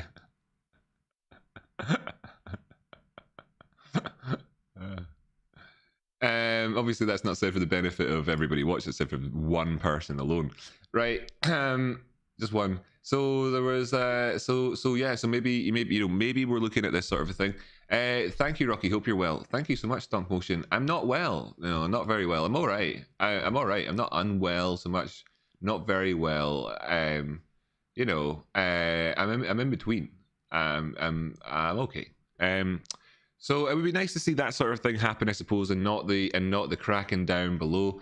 Although if we did take out this area of support, you could be looking down to where your last support resistance is, and I'd be looking down there to 133 again. They're at 144, doing pretty well so far. And I mean, yes, it's a bit bearishly divergent, which then resulted in us pushing down towards this low, and we came very deep. So like it kind of adds up. So a nice turnaround now at this point would be good. That's the 4-hour time frame. The 15-minute time frame, seeing here instead, just to see if we're seeing anything on this one, which might give us a bit of that kind of hope that things could be turning around. Talk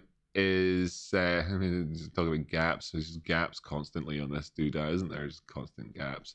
Well, yeah, like so low bullish divergence at our area.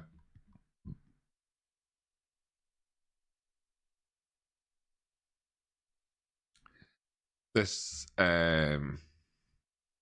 yeah, that's what's up, Keith. Thank you for coming by, man. Yeah, so like I mean, you Appreciate just like it, dude. pick Hope your you have a time good frame, day. right? 1 hour, you got 3 of these candles. Watch, 2 hours, you've got 1 of these candles. You can find it. You can like force you're not forced, just like you can find a candlestick pattern here if you just go looking for it in that sense. But obviously, there's a bit of confusion around this region. We're just looking to see if this starts to get momentum towards the top side. Simple stuff. Don't think I really need to go into any more detail, but I'll just wrap it up by saying that if I was looking to take this long, it'd be 145.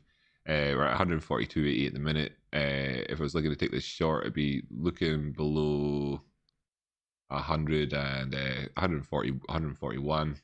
And the target towards the top side, very easy one, 150. And the next one, kind of generally speaking, 155. Thanks so much. I'm not going to talk about the implications of treasury stuff and whatever else in the show right now. It's too much. It's too much. Too much. Right. So here we are, 150 again. So I'll just drop down to the 5-minute time frame on GME, and you can see here, right? So far, what happened is they pushed down. Then we had a green candle. Then we actually had a bit of a funny thing, and then and then we pushed a little bit lower, right? We've come back, we've pushed past. We didn't really defend this initially. This is constructing this area so far. It's constructing it, and we don't we don't know. Obviously, like I explained yesterday, right? I explained yesterday when the prices were in post market. What were they, like $170, $165, whatever it was. I don't care. I don't know. I explained yesterday what would be happening right now, and it's happening exactly as I described. It's just a case of like needing to be somewhat patient with seeing how this goes. So typically people talk about like the opening range of the day is 10 it's now 10 minutes until the top of the hour.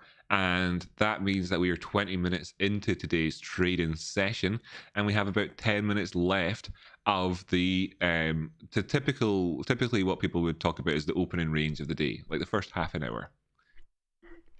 A little bit of sort of debate about whether it be the first half an hour or really who cares. But there's the opening range, first half an hour, right? That's a thing. It's a thing from talking about stocks. And and then we're doing that now, right? We're doing that now. We're doing the opening range of the day. So it's still happening. It's just like so we can look at the 30-minute All right, candle sounds time good, frame man. and Have a say, good well, one, this is Keith. like our Have fun. first candle of the day, and how can it go now? Do I expect the gap to get filled? It's like, no, I don't. I'm not expecting the gap to get filled right here, right now. I was expecting at least an attempt into coming down here and giving it a bit of the old touchy feely. Now, I did also speak about the alternative in terms of what I was and that, but I didn't really use words like expect, etc. In the sense that it could just run, you know, and if it just ran off straight away, how amazing that would be in terms of the significance of having that gap and then a massive green candle followed by other green candles would really just be that super momentous move through the day. Well, we don't have that right now, and this is what was more likely to happen, and it's happening, and this is what I would have quote unquote expected to happen, and that's it. So, could we? What was that? 142 says Bama Majama. Is that the low during pre-market or something like that? I don't know. Sky Bloodbath, probably because your stake and company just dropped below 73. What's that there? Is this is about naked, right? That'll be about naked. Let me just bring up the naked chart. Do do do do do do do do do do do. It's got Bloodbath probably because is that Sky? You're talking to Sky. What does Sky say? Same. And then before said Sky Rocker. Can you take a look at Naked? Successfully completed the merger. Strong fundamentals. Complete bloodbath on the charts. How bad is it, Doc? Give it to me straight. Yeah.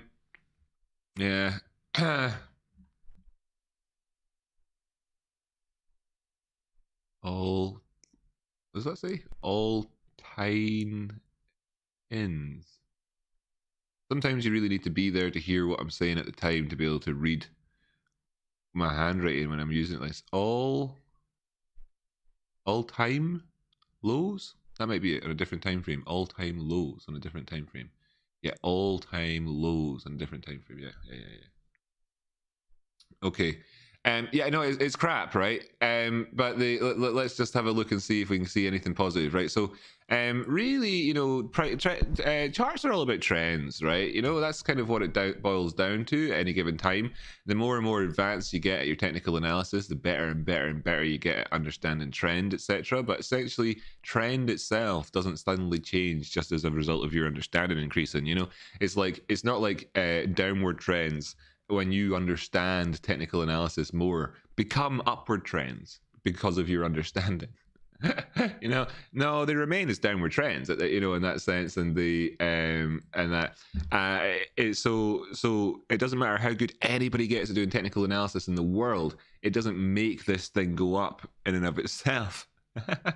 That actually has to start happening itself, right? And then when it does that, we're looking for it to start trending. So it's been trending down the way, and that's been going on all the time. So then it's in this scenario, what you're looking for instead is the potential for some sort of counter trend reversal trade. Now, there's a few things, like fundamentally, a couple of things. One, fundamentally, people don't really know the value of this company yet. I think that's a fair statement to make, given the massive amount of range that there's been on price ever since the merger was announced with the other company, which I guess they don't really know the value of it either necessarily, and then they don't really know the value of the combination of the two.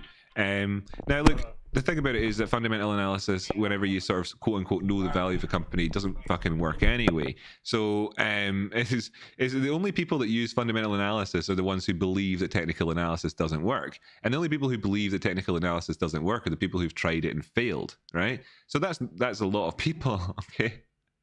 But they're not doing it because they think it's better, or because they've got this really solid objective opinion about both. No, most of the people who do it as a reaction. You know, they've got no idea, and it's a really good way to base any decisions you have about how, like, you know, I don't know, yeah, sure, it's just volatility in the meantime, but this is fundamentally strong.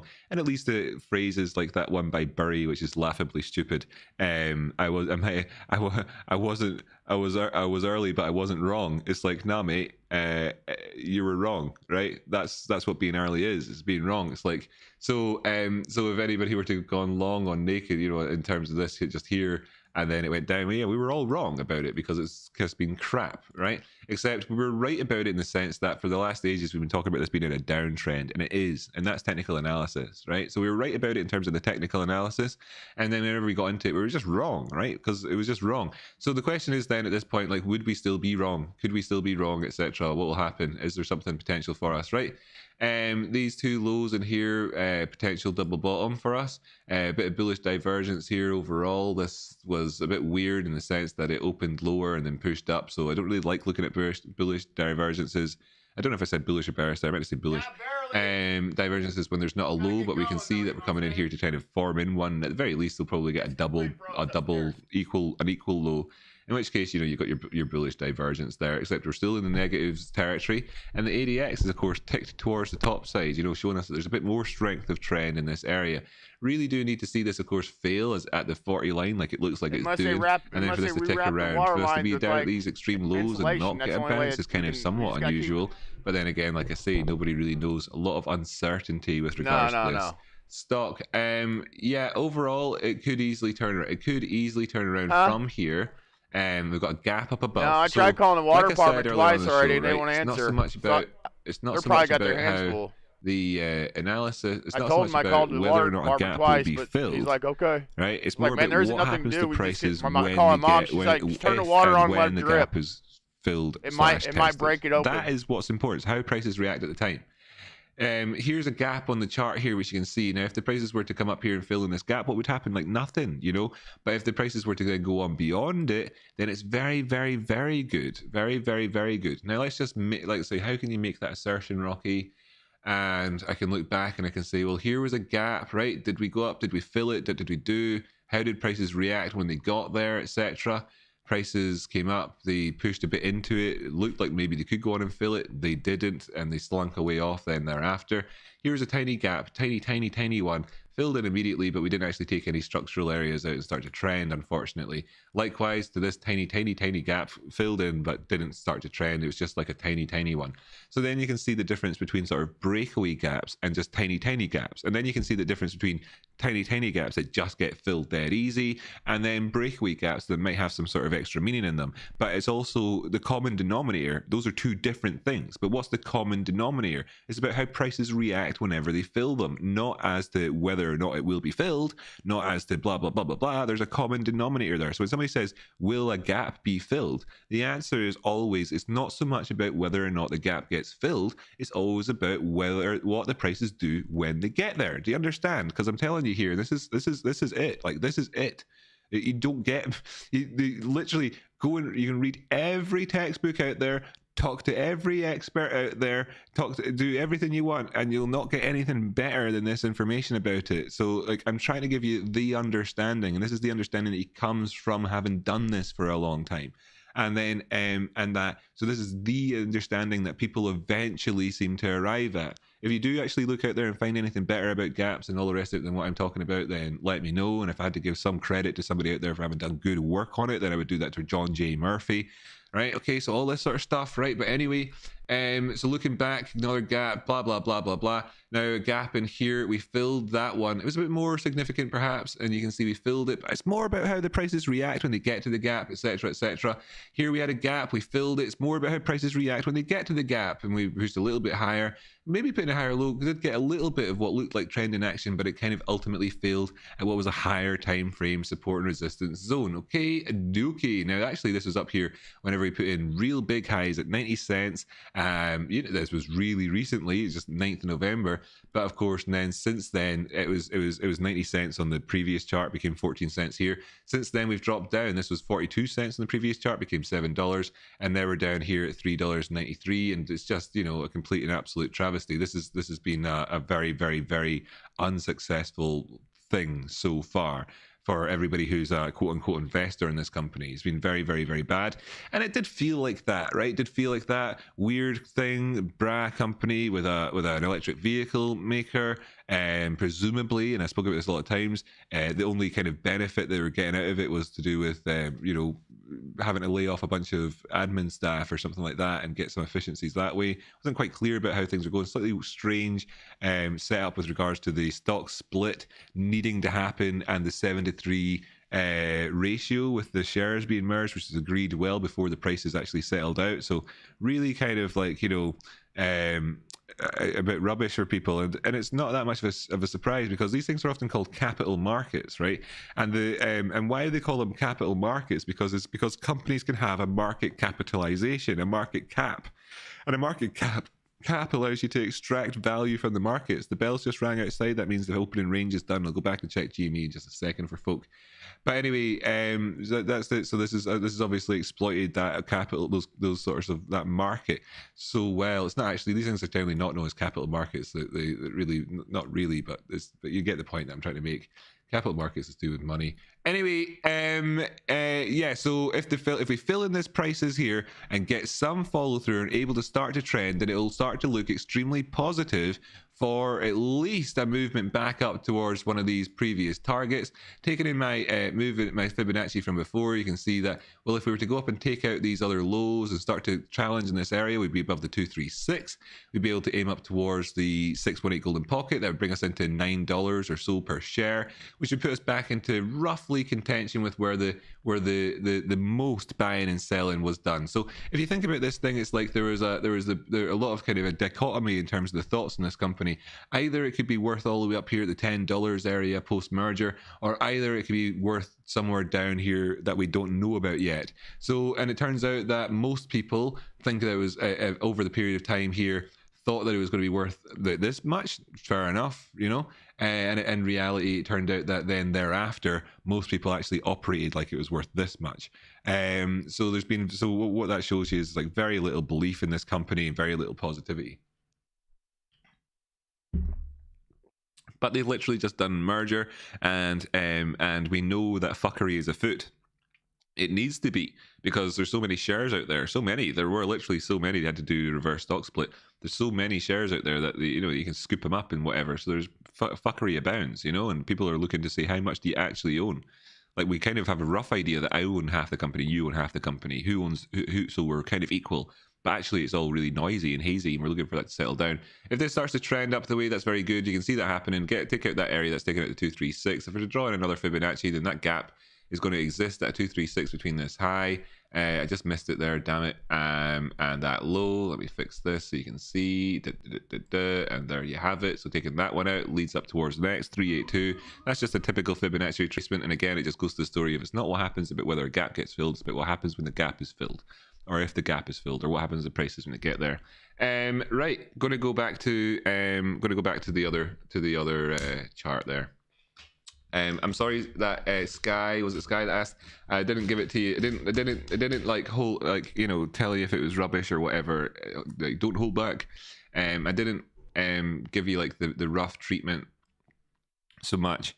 I didn't give you the rough treatment so much with that one because we've had so much of it. Haven't we? We've had so much of it, haven't we? And I own a little bit of it. I don't own masses of it, but you know what? The money that I put in before is obviously worth an awful lot less now. It's one of these ones that I kind of wanted to kind of just like be a part of the crowd. It's like it's nice. It's nice to hodl sometimes, you know, with friends and whatever. If you're going to put a bit of money in that you can afford to lose, it's not trade. It's not technical analysis. It's not very good. It's not how I normally operate at all. But I do it with some little things. So one of the things I do it with is obviously GameStop and AMC, unfortunately, and not and so you know that's been like very traumatic watching the decrease in value of those things. So I've done that a little bit with Naked with significantly less money than those other ones, significantly less. But I've had it and I've hodled it anyway. So I understand that mentality and the feeling of it. And it's been real rubbish, hasn't it? So yeah, so it'd be good if it could start to trend towards the top side, start to look a bit decent. And I do think that there was I do think that technically there was really good opportunities on Naked before, and I still think that there could be. And that I'm surprised the ticker's not changed. I thought they were changing their ticker. Not happened yet. Is there? Am I missing some sort of fundamental stupid? I'm stupid. Am I being stupid in some way? Because tell me if I am. But yeah, it's really about the trend, right? It's always about the trend. Fuck. you know that scene in you know that gif from Family Guy with the guy going, ow, ow. I've just done that to my knee underneath the table by accident. Okay, look, here's the opening range was done, and then we pushed, we'll go 30-minute here. Opening range was done, and we pushed a little bit beyond the opening range, right? So, in a sense, for me, I'm looking here where my little kind of squiggly line is. This is this little squiggly line in here, where these last lows were. Maybe we come into somewhere like around here. Did I literally say that at some point? I don't know. Maybe we come in somewhere around here for if we're going to leave a gap on there. You see, now the thing about it is that what is a gap? A gap is an area between two parts of price action. Well, the charts have opened up today, and there is a gap on the charts by virtue of that. But we've not like left a gap on the charts. This is a gap which is on the charts, which is on mostly and that for the first 45 minutes of the day or so or whatever is been getting filled in as we speak. So it's a funny conversation to have. Like, will the gap be filled in? Well, I told you yesterday that a proportion of the gap at the very least is most likely to get filled in, and we're watching that happen right now.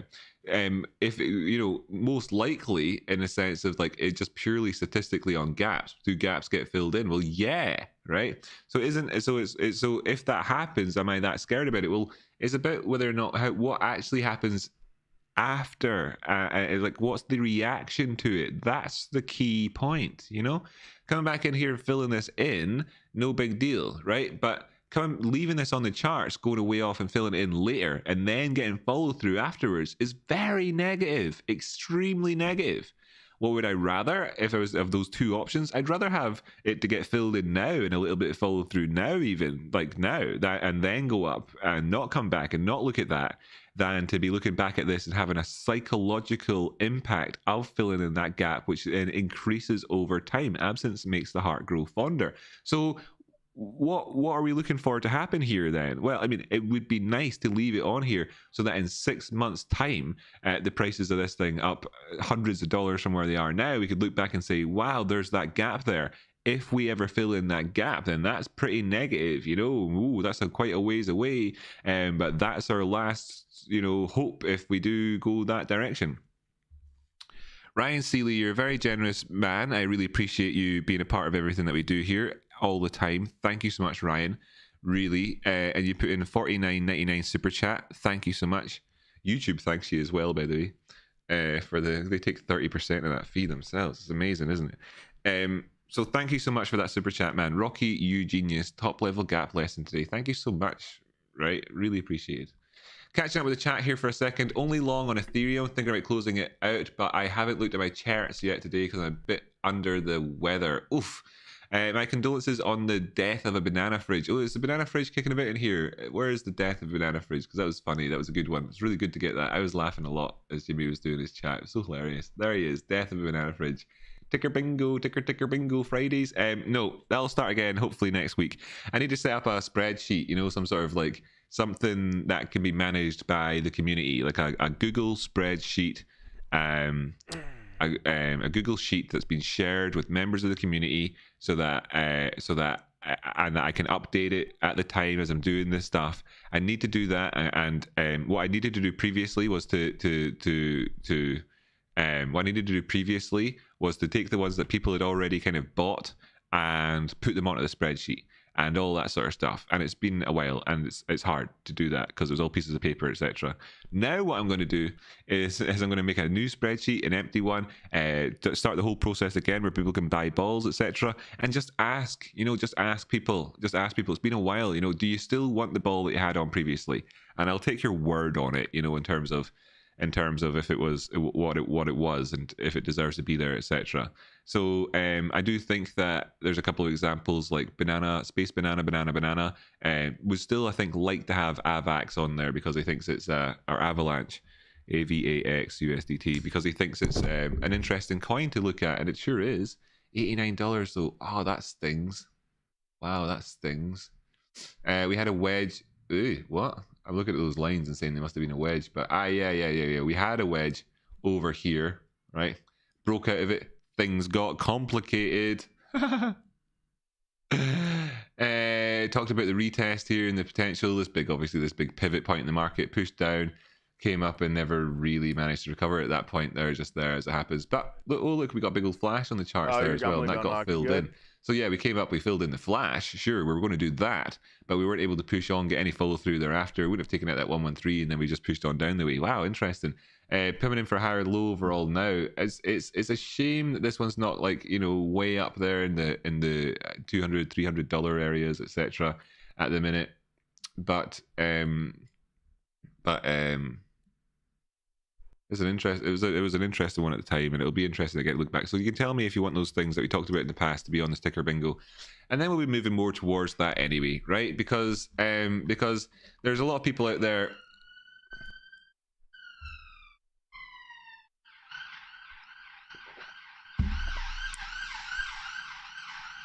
When Ambo. There's a lot of people out there. I've always done my own thing. I don't watch anybody else in the GME or AMC community on YouTube. Don't watch any of them at all. Actually, there's occasional times when I'll tune in and I'll say hi and I'll look at I'll see Jackson Hunter, for instance, and I've gone on to Pi-Fi Show to say hi, but I mean I can't watch Pi-Fi Show. I can't watch that. Nothing happens, and I can't. And I'm not talking about other YouTubers here. I'm just saying I don't know. Like, I think he's a really great guy, and I like his analysis. I don't know. I can't watch. I can't watch other people on YouTube doing technical analysis. Like, I can't. Okay, I can't. Right? Just can't. Ask. You know this yourself, right? From professional stuff that you do in life, probably. You know, I can't. And it just does my head in. Right, so, yeah, why am I talking about that? Oh, yeah, that's right. And then, but what I do see, right, with the greatest respect, absolutely, what I do see are people out there who talk to loads of people, much more than I do, significantly more. I'm one of the lowest audience numbers YouTuber with regards to this. Probably the lowest, right? I don't know, probably the lowest. If anyone who's serious, you know, I do this every single day, have done for a couple of years, you know, so anybody who's serious about it, I'm the lowest audience number. And people say to me things in the comments like, oh man, who was it said it last? I mean, somebody who's even friends with me, was it Sias that said it? I'm not even sure. Using GME for views is low, man. Stuff like that. So I find that the people outside of my audience who are involved in GME and stuff like that to be difficult to deal with and whatever. So, and I don't do this. This isn't what I do, right? This has just been popular demand. Literally, people asking in my show for me to do this is why I do it, right? So, you know, the show's going to go back to, not only is it going to go back to me coming here on time every day, but it's going to go back to me looking at whatever we want to look at, right? You know, and this will need a ball. GME will need a ball. AMC, if you want to look at it, will need a ball. Otherwise, it will not be looked at. And that's the way it is, right? So you saw my passion and what I feel about this yesterday and how I think about it, and that's all true. And that was yesterday. I don't need to do any more than that. So that's just the way it is, right? And that's just how it is. Okay, so I'll always just continue to do my own thing, and try and help people in my own way. And I believe in myself, you know, and I believe that I have a very difficult to articulate mission. It's very difficult to articulate exactly what it is, but I've been working very hard towards it for the last couple of years. I'll be working very hard towards it for the next couple of years. Whenever it starts to be realized by people that that's what's going on, then they'll be very, very proud that that's what I'm doing, and I aim to keep doing that. And that means that I'm not interested in doing stuff. I don't pander to people, you see, and I don't use them. And the thing about it is that these other ones do. These other ones do, right? They do exclusively. I mean, there's people who've built their entire YouTube careers off the back of this thing alone, without any expertise, anything to really offer anybody at all. And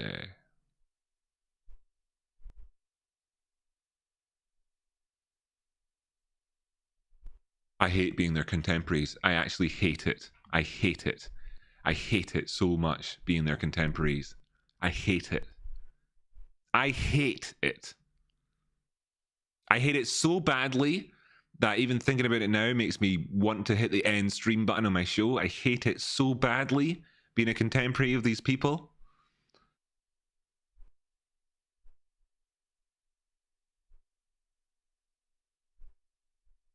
Yeah, fuck it. Thanks so much for tuning in. Been a great show. See you later.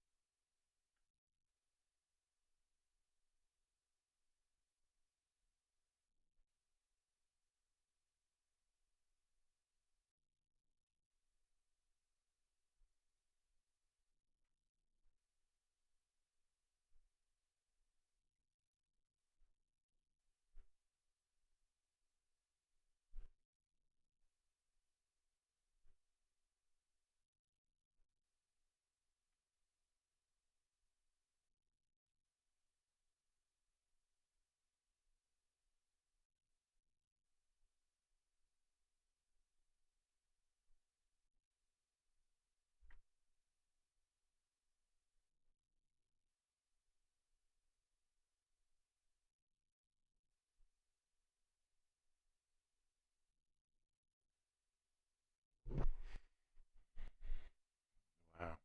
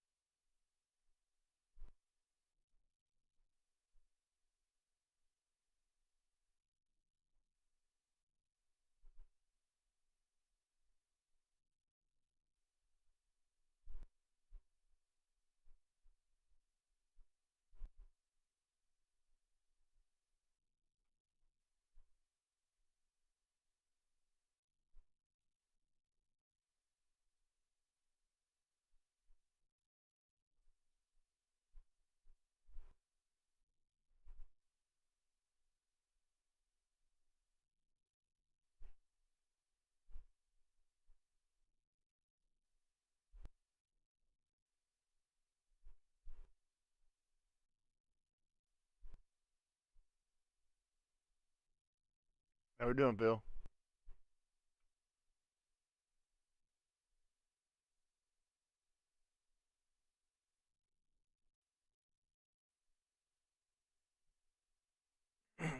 Hey, Bill.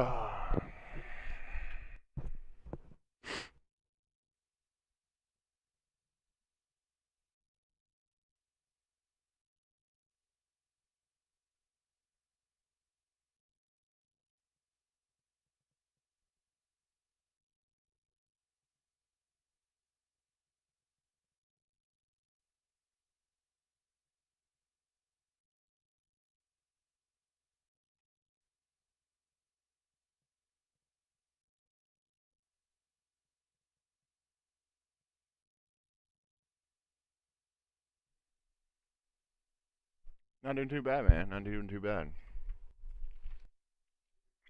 Doing a wee bit of chatting.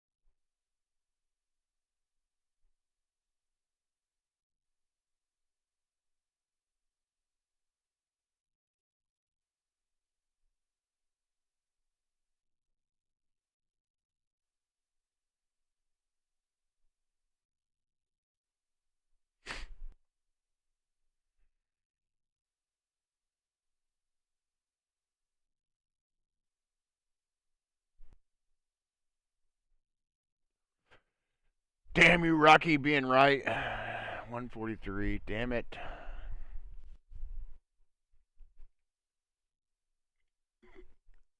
Damn you all to hell.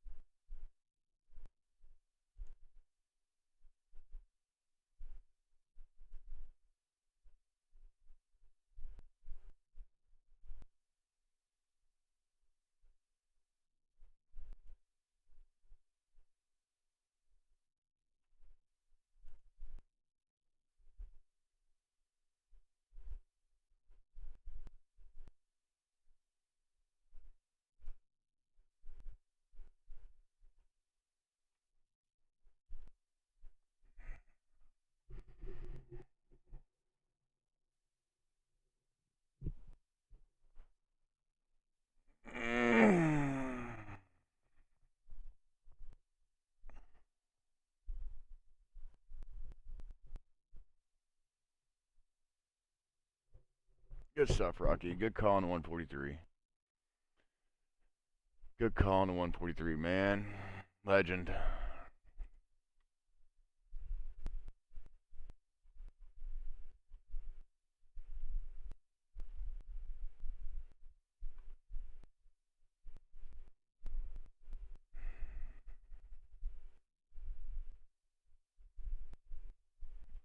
Good fucking call.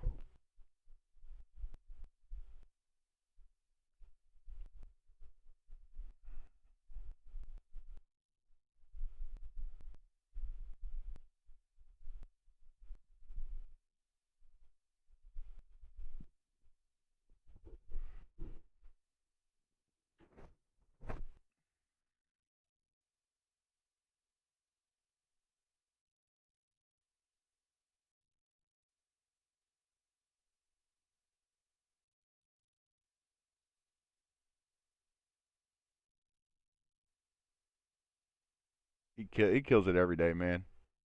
Literally kills it every day.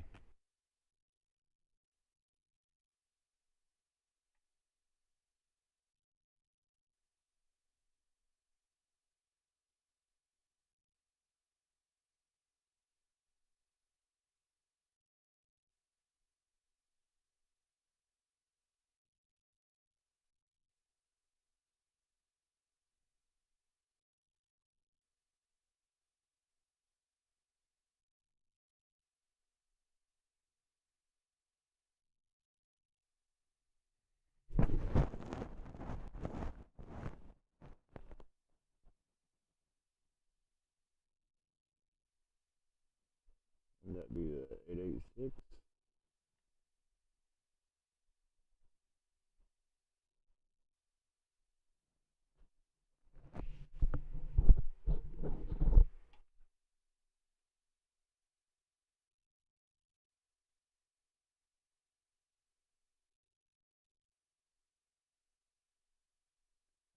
Lucas, I guess he took off, man. I don't blame him. All people want to do is just come steal his stuff and don't give him no recognition for any of it, which is fucking just a bunch of fucking horse shit anyways. It really is. It's how YouTubers are mainly. A lot of them, even the gaming world, people don't want to give recognition to other people just because they're afraid they're going to lose their content and their subscribers and their YouTube money. Fuck them bitches, dude. Rocky's the best TA. Jamie's the best. Everybody else can fucking suck it. Literally, everybody else can suck it. There ain't a man in the world that could do this.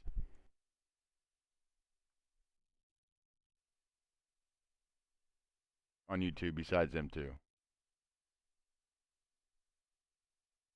You know what I'm saying?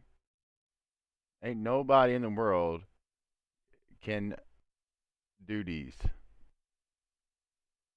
All them other YouTubers are fucking fake. They're clickbait fucking people that are looking to get a quick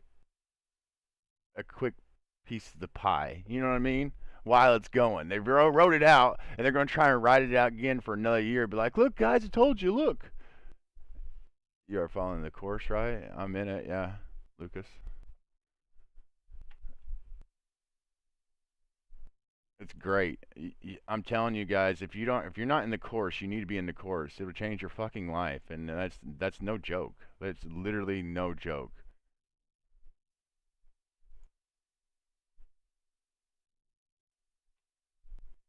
Still sticking with my 152 call. Or 142.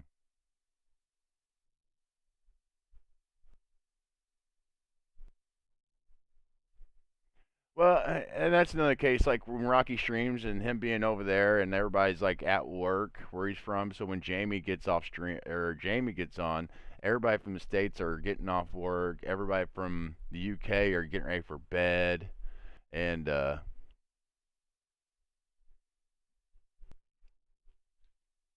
it's tough to be an early morning streamer, honestly, and compete with all the clickbaiters. If Rocky's show was in the evening, he'd probably have 2, 3, 400 people.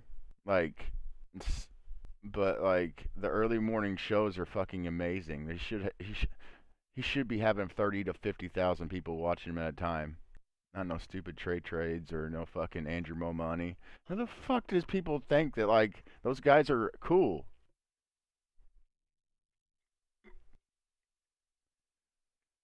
Like seriously, who the fuck do they think they are?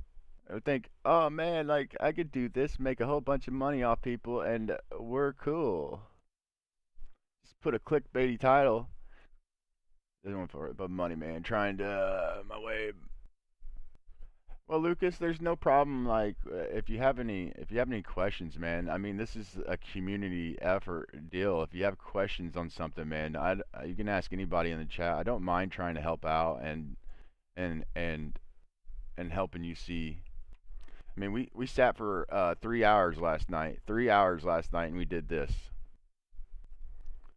I don't know if you were here last night, but 1, 2, 3, 4, 5. Zoom in. 6, 7, 8. All night we sat and watched a 1 minute chart and charted all night long. Last night I stayed up till 2:30 in the morning doing this.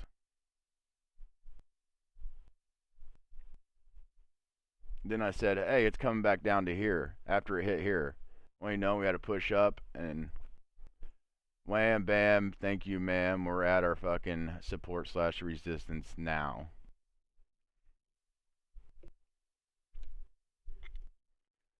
So if there's like anything I can do to help you guys, as far as like, even if you can't pay for the course, I'm not really going to go in detail about what's in the course or what's in the, because you really need to take it.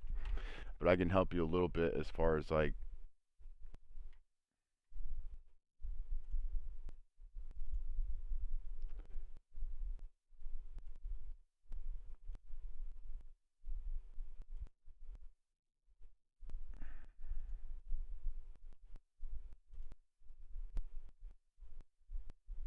uh,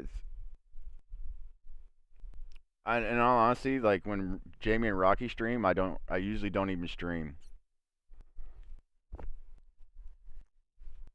Honestly, I really don't. I don't ever stream when they stream.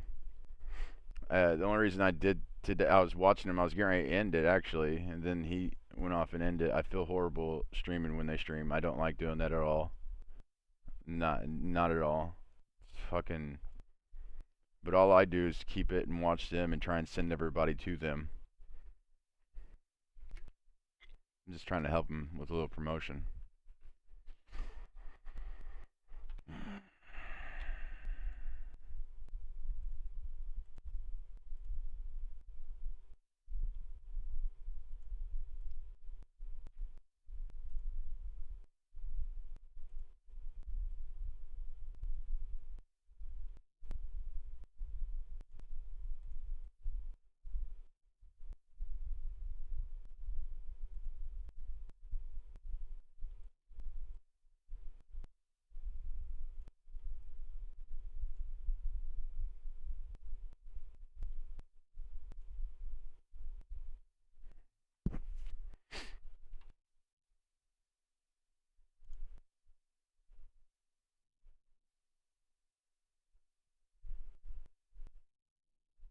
Yeah, if you can just pick up a little something every day, man. Something up a little bit every day.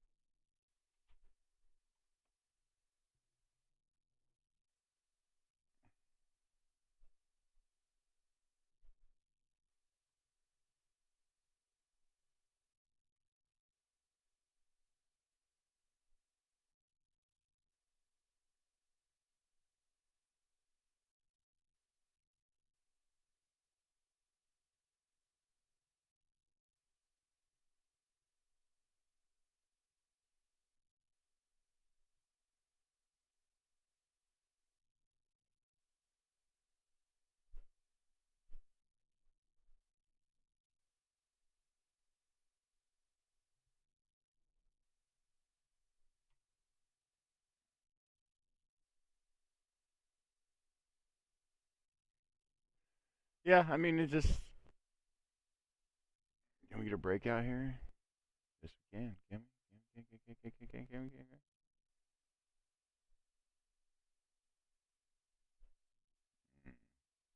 No, we can't.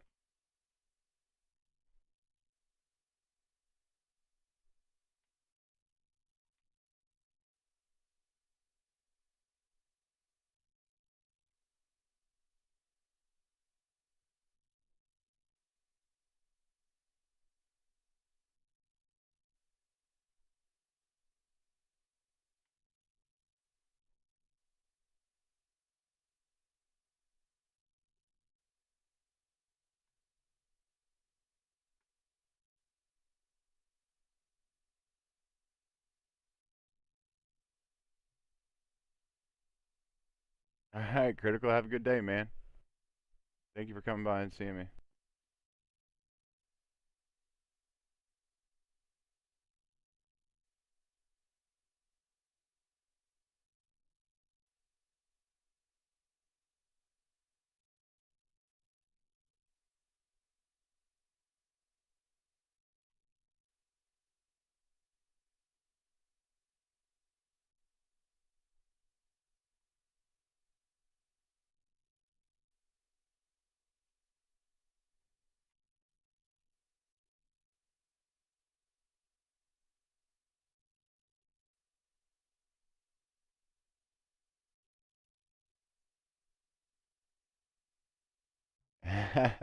Ah, 142. We're going down to 138 though. 142.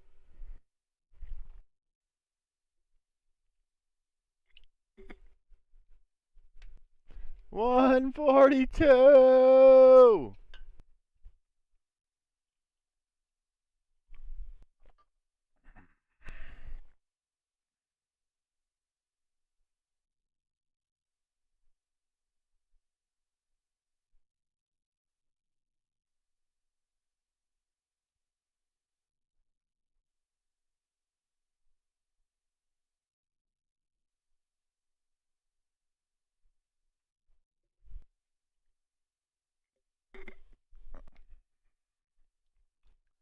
$140 bounce, 618 golden pocket. Let's see it. Come on, please. Please be the golden pocket. Please be the golden pocket rebounds.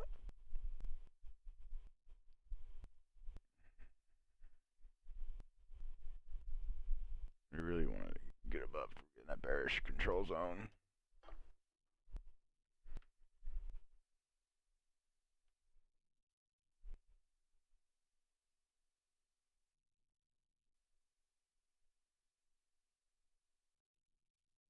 Like I said, if you guys ever have any, if you're into course or anything like that, or if you just want to know, like I said, I was on from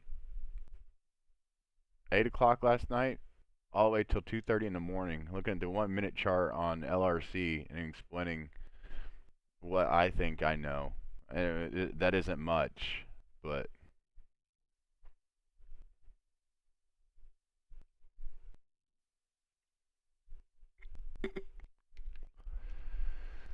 it isn't much, but I can try and help.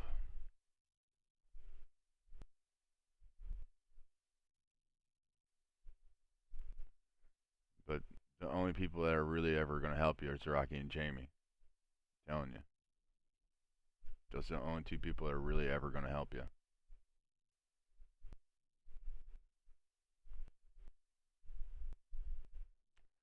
Come on, DMI. Stop being a little punk.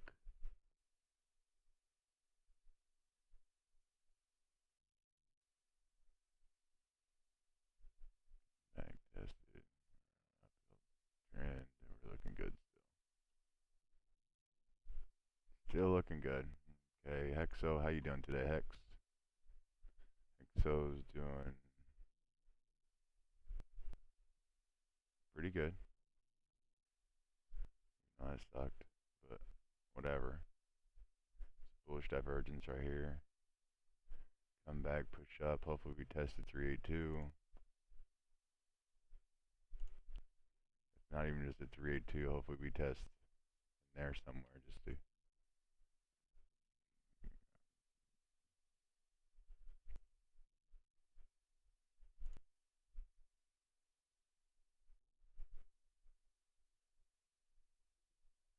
They're more than smart. It's ridiculous. Ridiculous.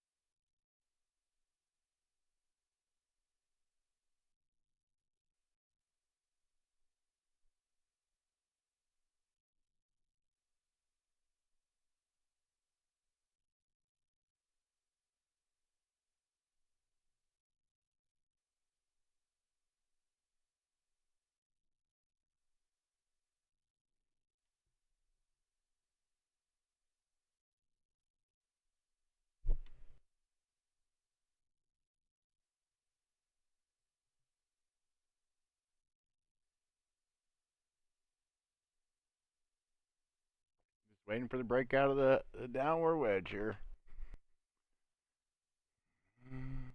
Double bottom, turn up, turn up. Don't go in that bearish.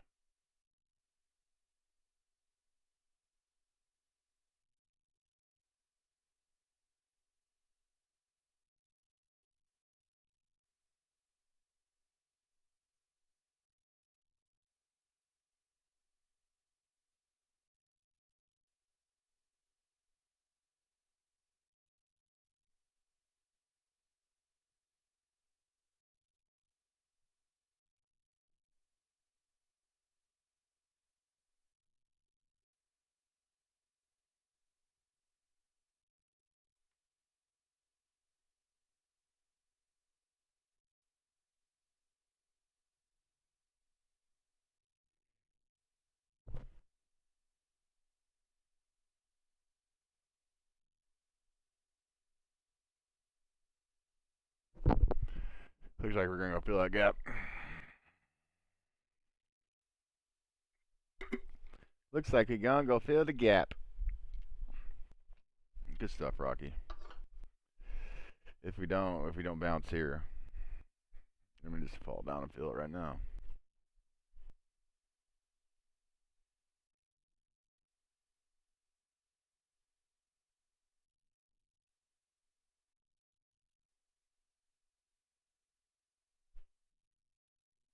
Come on, you gotta see that DMI turned up, or you ain't going nowhere but down. Down, down, down into a burning ring of fire.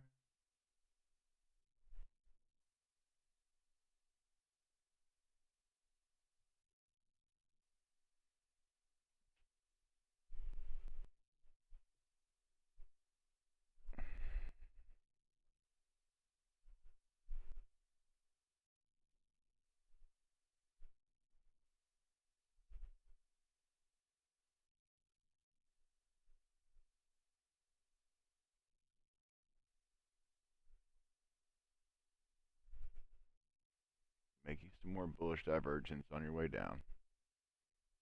Go ahead, get you some. Get you some more bullish divergence. Go touch that 20. Come back down. Fill the gap. Make a higher low on the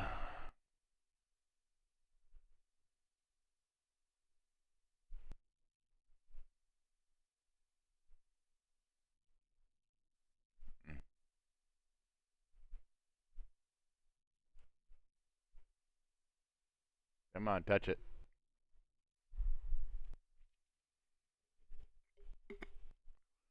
Just touch it.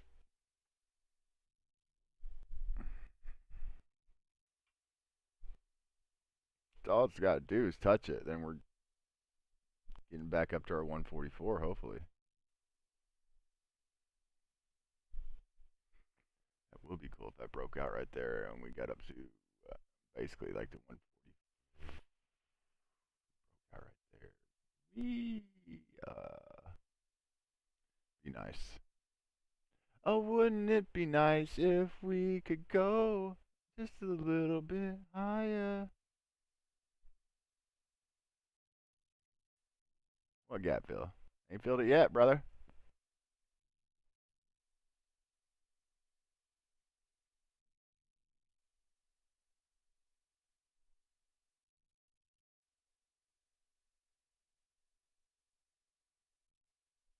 Come on, D. Come on, DMI.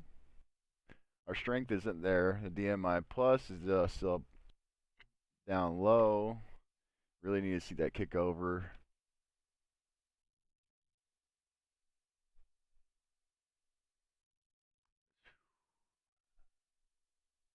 Fortunate enough, I've not been able to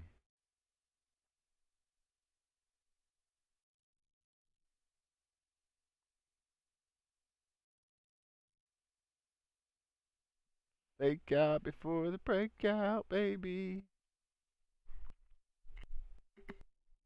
Come on, come on, come on. Give that bullish divergence. There it is right there. Now turn up and turn around. Now turn back around. Turn around. And it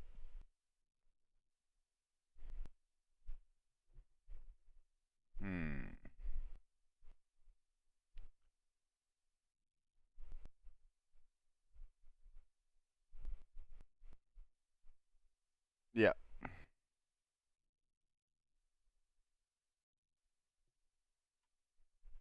I got you. I got you. I know what you mean.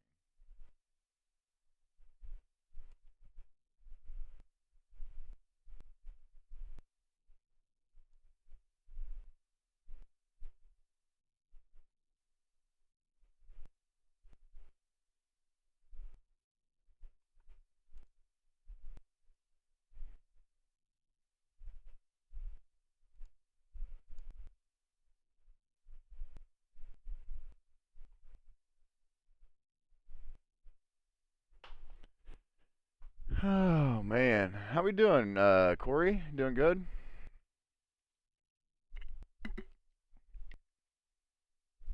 Thing is, or it is what it is. To is what do you say? Is what it is. To is what it isn't. It is what it is. Till it is what it isn't. Something like that, you know. And I'm not liking it. Just building that bullishness. Keep going up. Build us a little bit more bullishness. Come on. Keep building it. There we go. Come on. Keep going.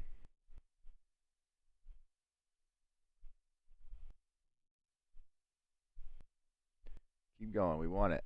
We want it. We want it to touch.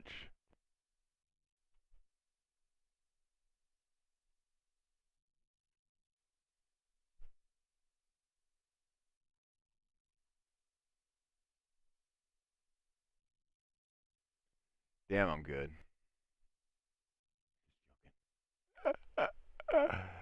Just saying.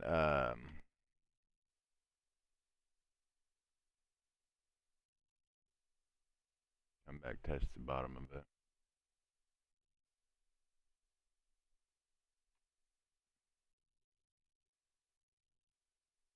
Check out Rena 1010. What's it done?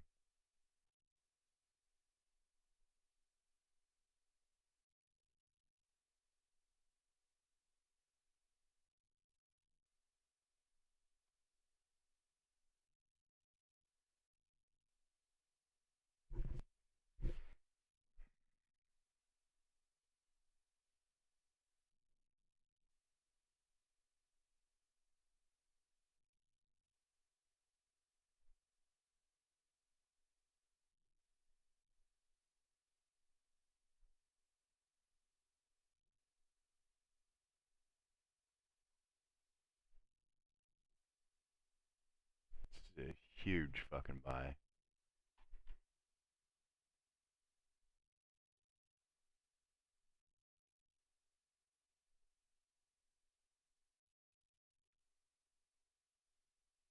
Up 41 cents.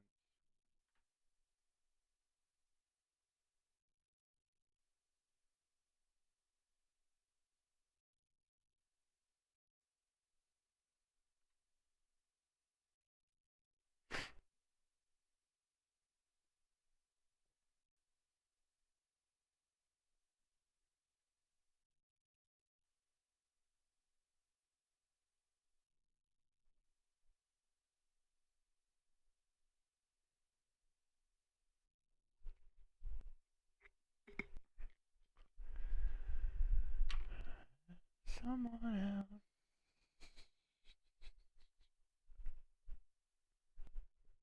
Lower low, higher low.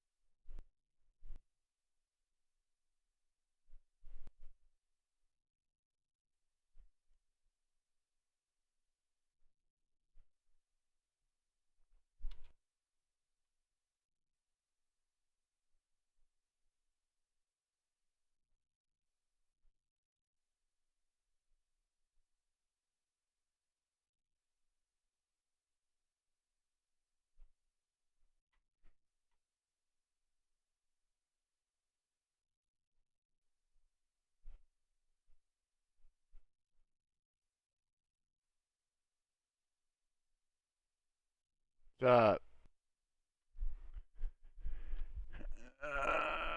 we didn't fill it. Let me go up there and fill that real quick. Maybe 2252 before the fallout.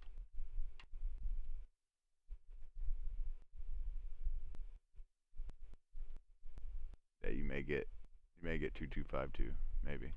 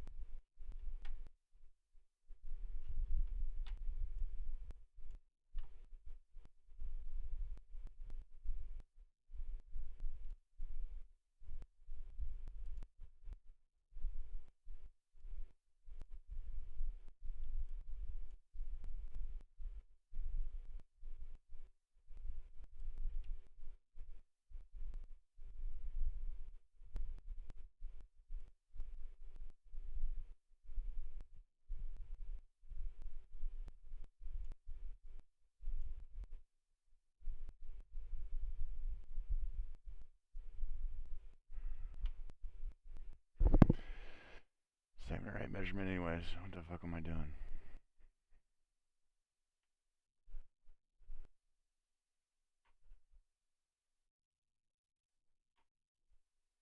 Uh, 2252 is about what I'd see, man. Hey Sal, how we doing?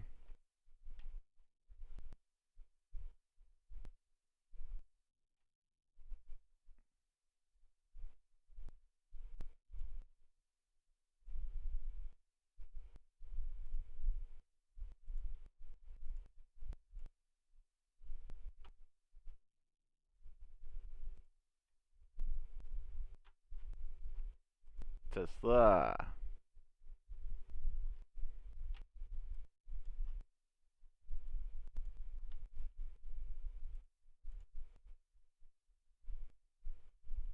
Yeah, I called that one. Nice, nice, nice.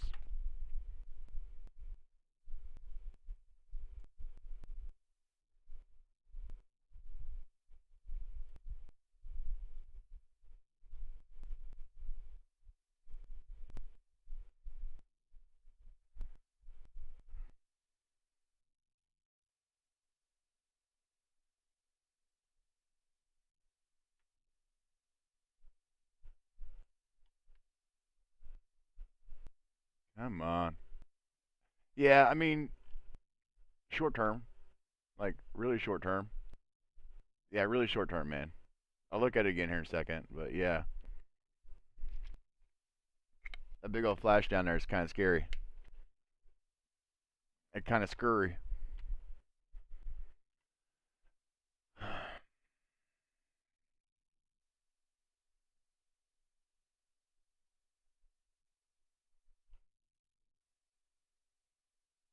Die Biene müde.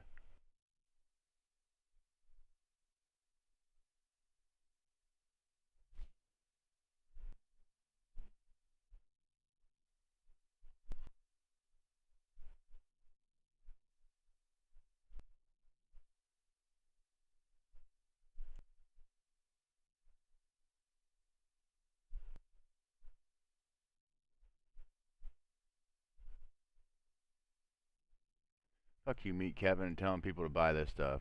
Little douchebag. Oh, fucking Tesla little lover. Telling people day as it fucking spikes. Look, buy Tesla! Oh my god! Best news of the year! And you may have got what after he told you? Like 5%? It was a 5% move, guys. You didn't cash out? Fuck me, Kevin.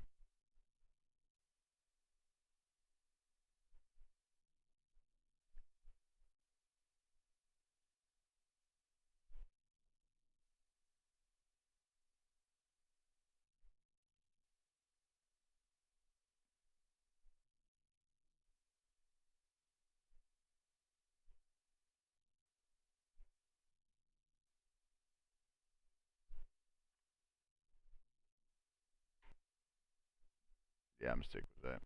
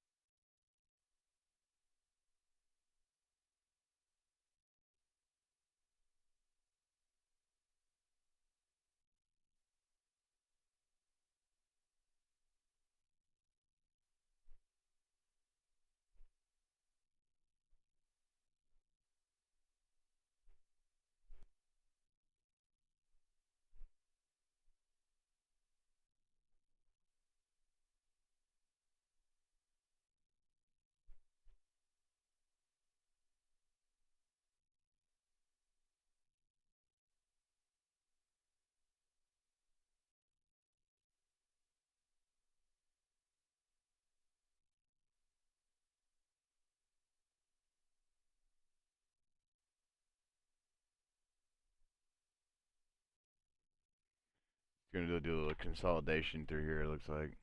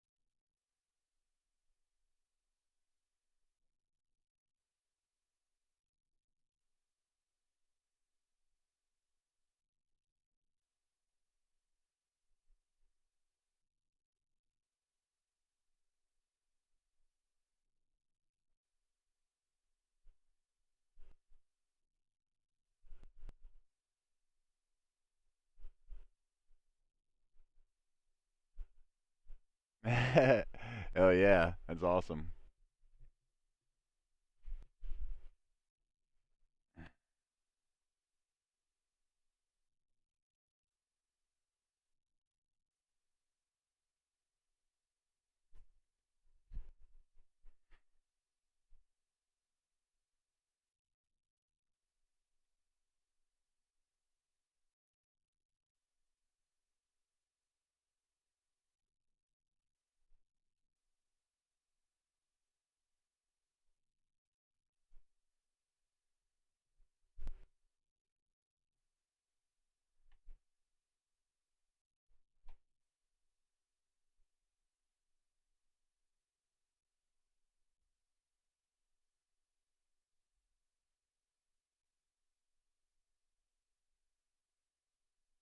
Hey Karen, how we doing? 8 people in here? The hell?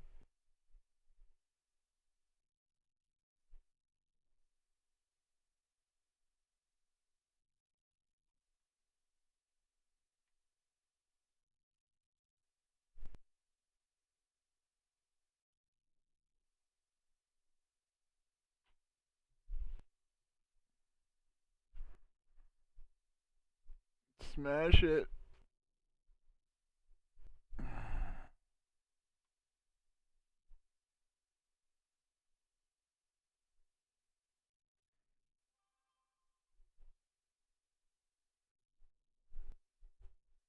Damn emails.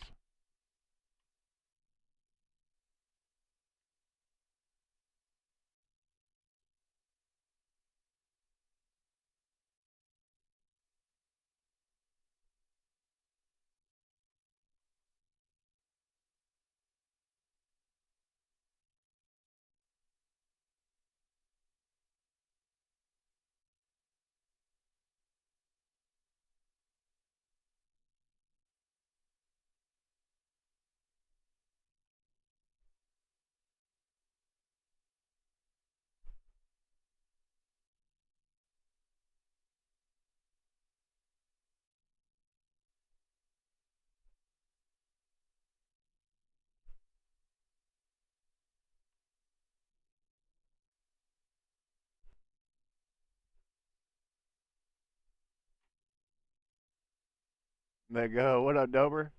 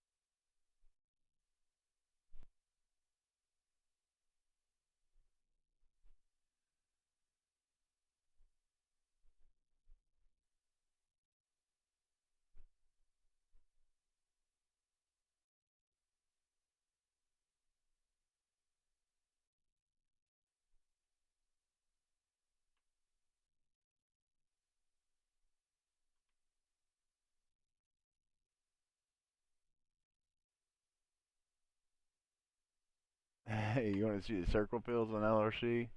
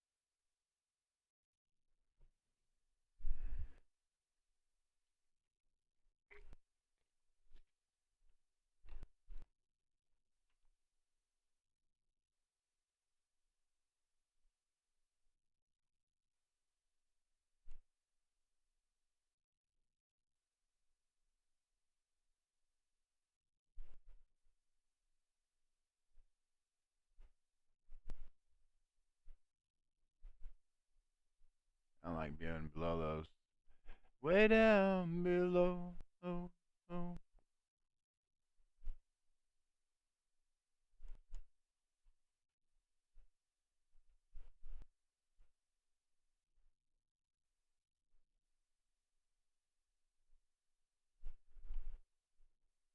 Down on LRC. I hate to say it, man. I think LRC is gonna like it. I'm not even gonna say it.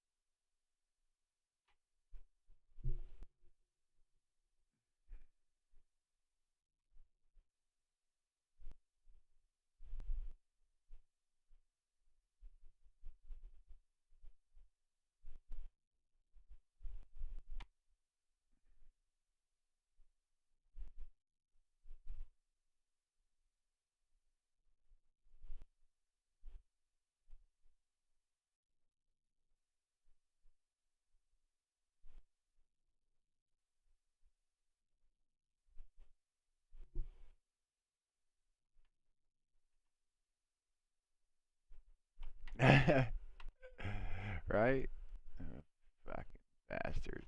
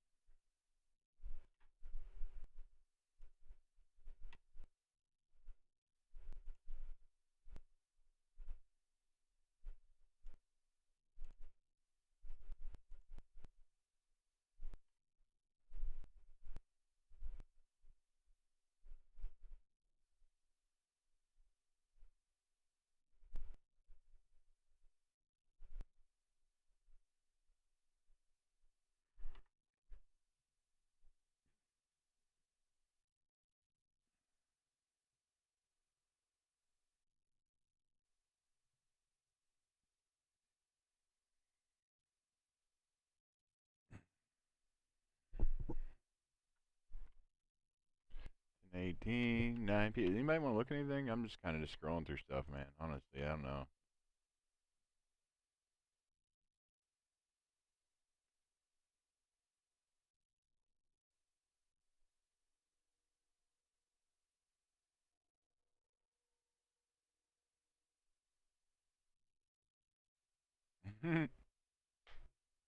Say bye to the bear.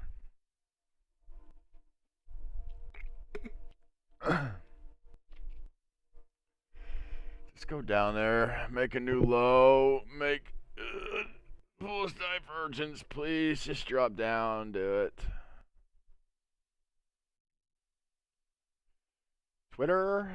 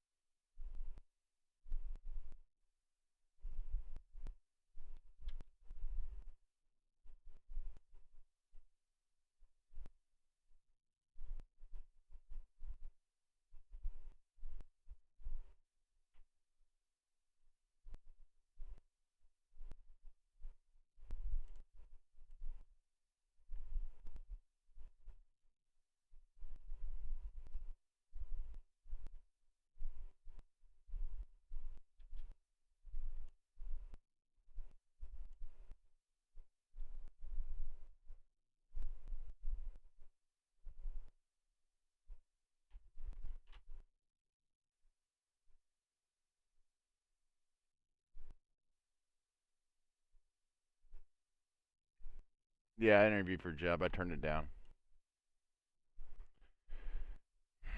I turned it down, unfortunately.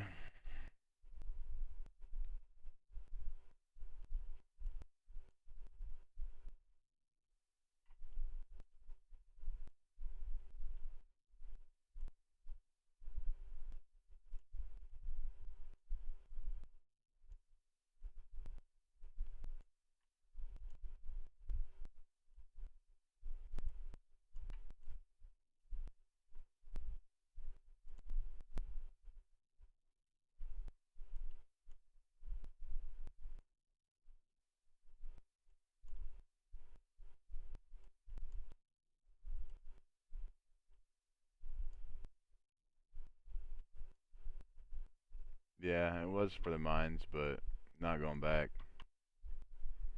And so they wouldn't hire me. So they wouldn't hire me full time unless I got a COVID shot. But until then, I could make $10 less an hour and work with everybody that has COVID shots.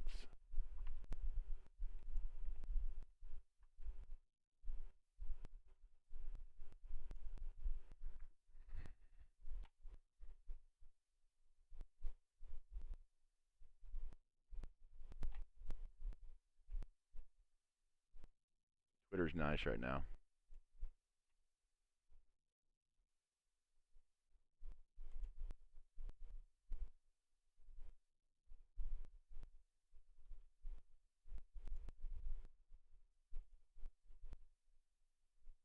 Let's see, you recover 46.36.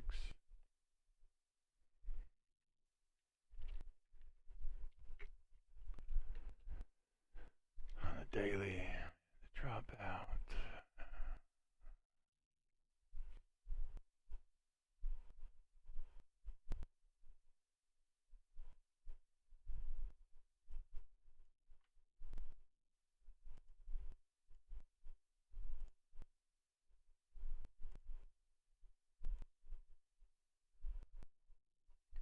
Coal mine.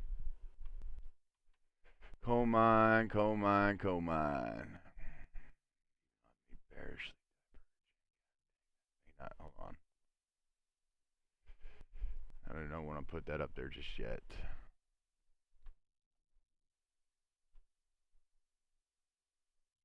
Our low's that over here. All-time low on RSI.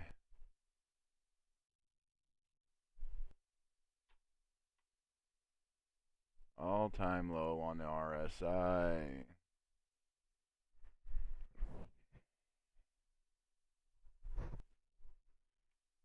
$34. All-time low on RSI. $34. $39 right now.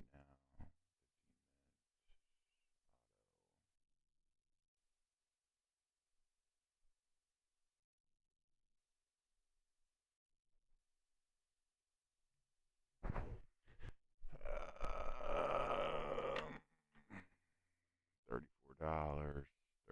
$34.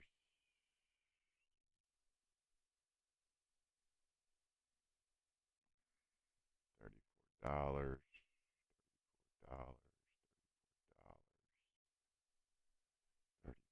$34.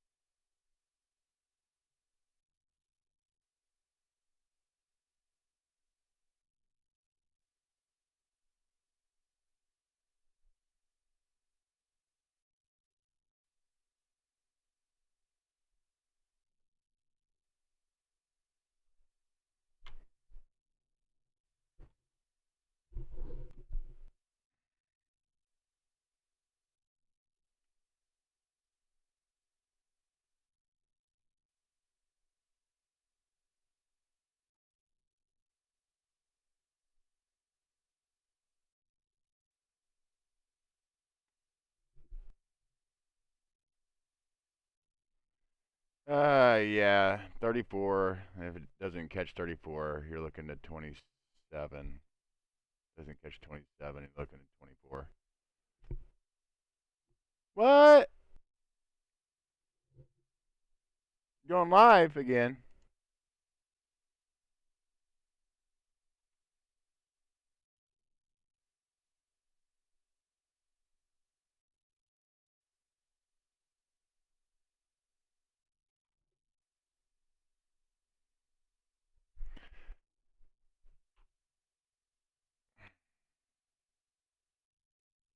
That's your Twitter for you.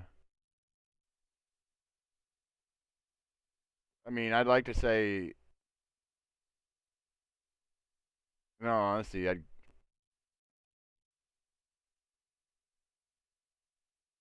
you, you don't want to see a drop pass here.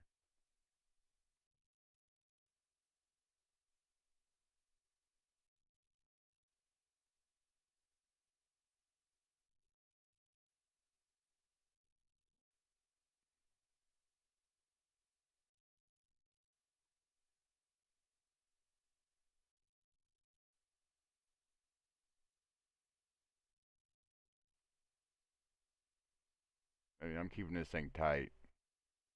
Like that's how tight I'm going to keep it. 38.70.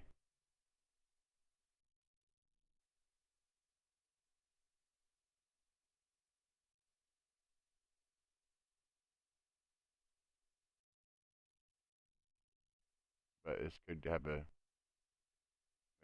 short-term bounce. You know what I'm saying? Could see like a little bounce right here before there.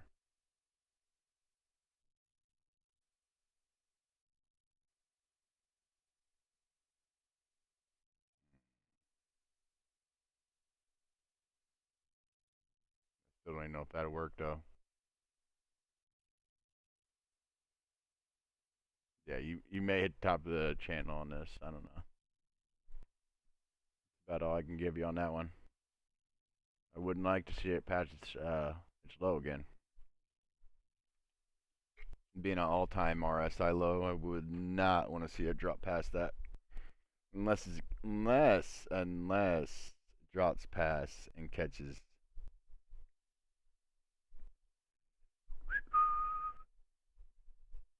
Which looks like it could be building up to do. Just have another good drop out. We'll see. What's Jimmer doing? What's Jimmer doing? 138, 139.98. Let's go Jimmer.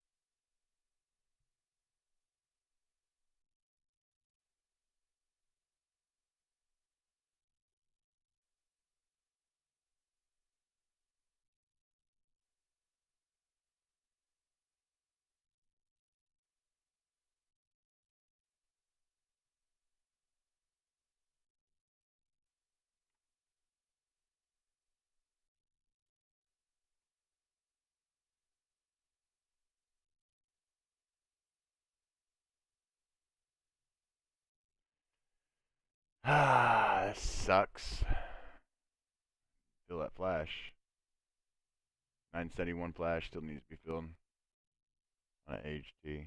And people could be killing it off the $10 options on HT. Every time it drops below 10, fucking buy. Look at this. 1, 2.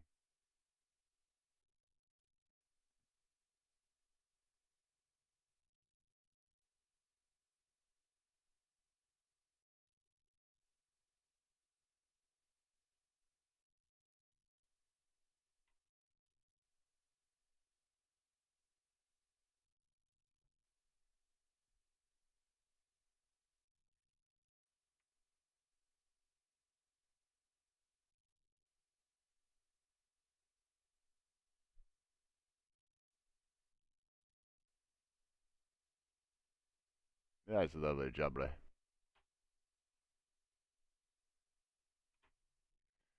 I am sure.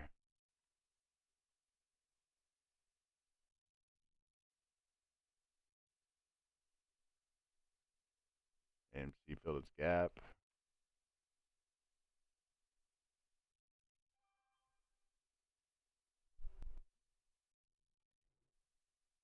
Rocky's on, guys. I'll see y'all later. Thank you for tuning in. Go see It has man. been dropping, and that is the way it has been going today. The prices of the total market cap, now the total market cap of Bitcoin, of all cryptocurrencies, has dropped below $2 trillion, and that is very significant. And we're seeing, while this is happening, the Bitcoin dominance rise. The question for us right now, while the Bitcoin dominance is rising, while the total market cap is below $2 trillion, and while Bitcoin itself is below $42,000 and descending in price, whether or not there are great altcoin opportunities out there, and if the Bitcoin dominance is dropping is due exclusively to, or Bitcoin dominance is rising, is due to the drop in Ethereum that's happening right now. So what we're going to do is we're going to take a look at the Bitcoin charts, examine that 42k level and see if we can break back above it. We're going to take a look at the Ethereum charts and see how that's been affecting the Bitcoin dominance within the markets. Take a look at the total market cap and see how that is looking as well. And then take a look at some of our favorite cryptocurrencies out there. For instance, Chainlink, which has done well versus the versus Bitcoin and Ethereum today, and the likes of Tezos, which has dropped versus the dollar and dropped versus Bitcoin, but has risen versus Ethereum. And it's within this dynamic that we're looking to see if there are additional opportunities to be had, as well as the TA on Bitcoin and the other assets as well. Now, this is also a live request show. Welcome to it. Hi, thanks very much. Hello, friends. My name's Rocky Outcrop. Like, subscribe, all that jazz. But if you want me to take a look at one of your cryptos, or indeed at a stock or commodity or even a Forex pairing, then be sure to drop a request in and I'll take a look at that. It's very good to see you all. Thank you so much for joining me. The charts are here beside me, and the eagle-eyed amongst you will have noticed that there is a nice looking kind of flash there on this particular chart. So which is this chart? Well, that is the Bitcoin chart, ladies and gents. And you can see that there's this little green kind of shaded area just there. So how about we take a jump into the charts and see how things are going? Thank you so much for joining me. Here comes the opportunity to hit the like button if you haven't done so already. Rocky Outcrop, Crypto Technical Analysis.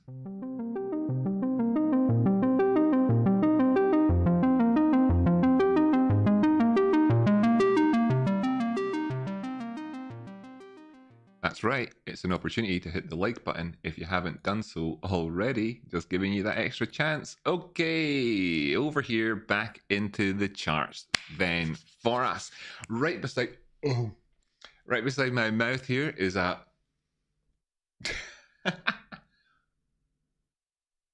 is a tasty looking flash. Nom nom nom. It's in there at 46,000. Now this indicator is very reliable, so this would kind of give us the idea that maybe we're going to see Bitcoin going up to $46,000. It's a pretty reliable indicator. This is a 4-hour time frame. It's a pretty good time frame to be looking at Bitcoin on. Anyway, it is what it is until it is what it isn't. That's a common phrase that we say on the show just here. And Takeout territory. Dad's in the chat. Hi, Dad. Nice to see you. So we can see that this has been dropping down. So it is what it is until it is what it isn't. What are some of the key dynamics that we have here why on it came back the on. chart for us? Well, there was this low that happened. That's a quite recognizable low for anybody looking there. That's of course the December the 4th low that happened. Just kind of bring it over here.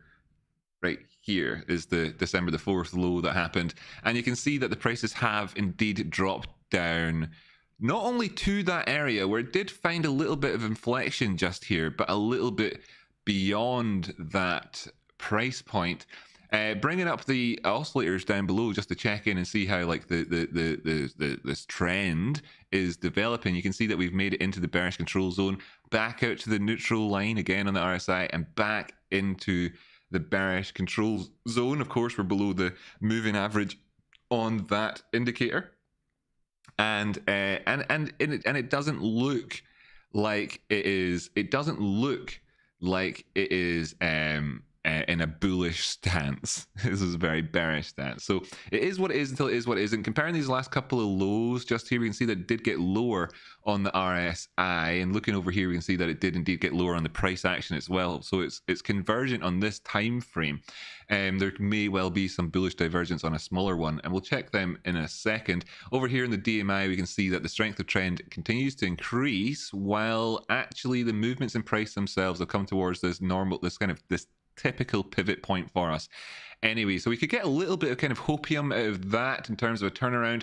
And looking over here at the MACD, which is an interesting one for divergence, and I talk about this from time to time on the show. The MACD here, you might not recognize it in terms of your own MACD because I've removed the signal and MACD lines from the MACD themselves. I actually just use this myself typically to look for divergence. And if I see a low here and I see a higher low on that MACD, and I see a low in price and a lower low on price, then I am aware that there is that divergence there. So what we're really looking for right now is the potential to say that we've got a local low. Why is that? Well, going back through these again, we have the RSI. It was convergent and it's in a negative stance, but we would like to see this no longer continue to go down into its depths, just to get a local low. And a local low on this would probably see, with a little bit of a rise in prices here, would see us breaking back out of the bearish control zone and giving us that opportunity to start to rise up. Now, if we do actually look towards that 46,000 target,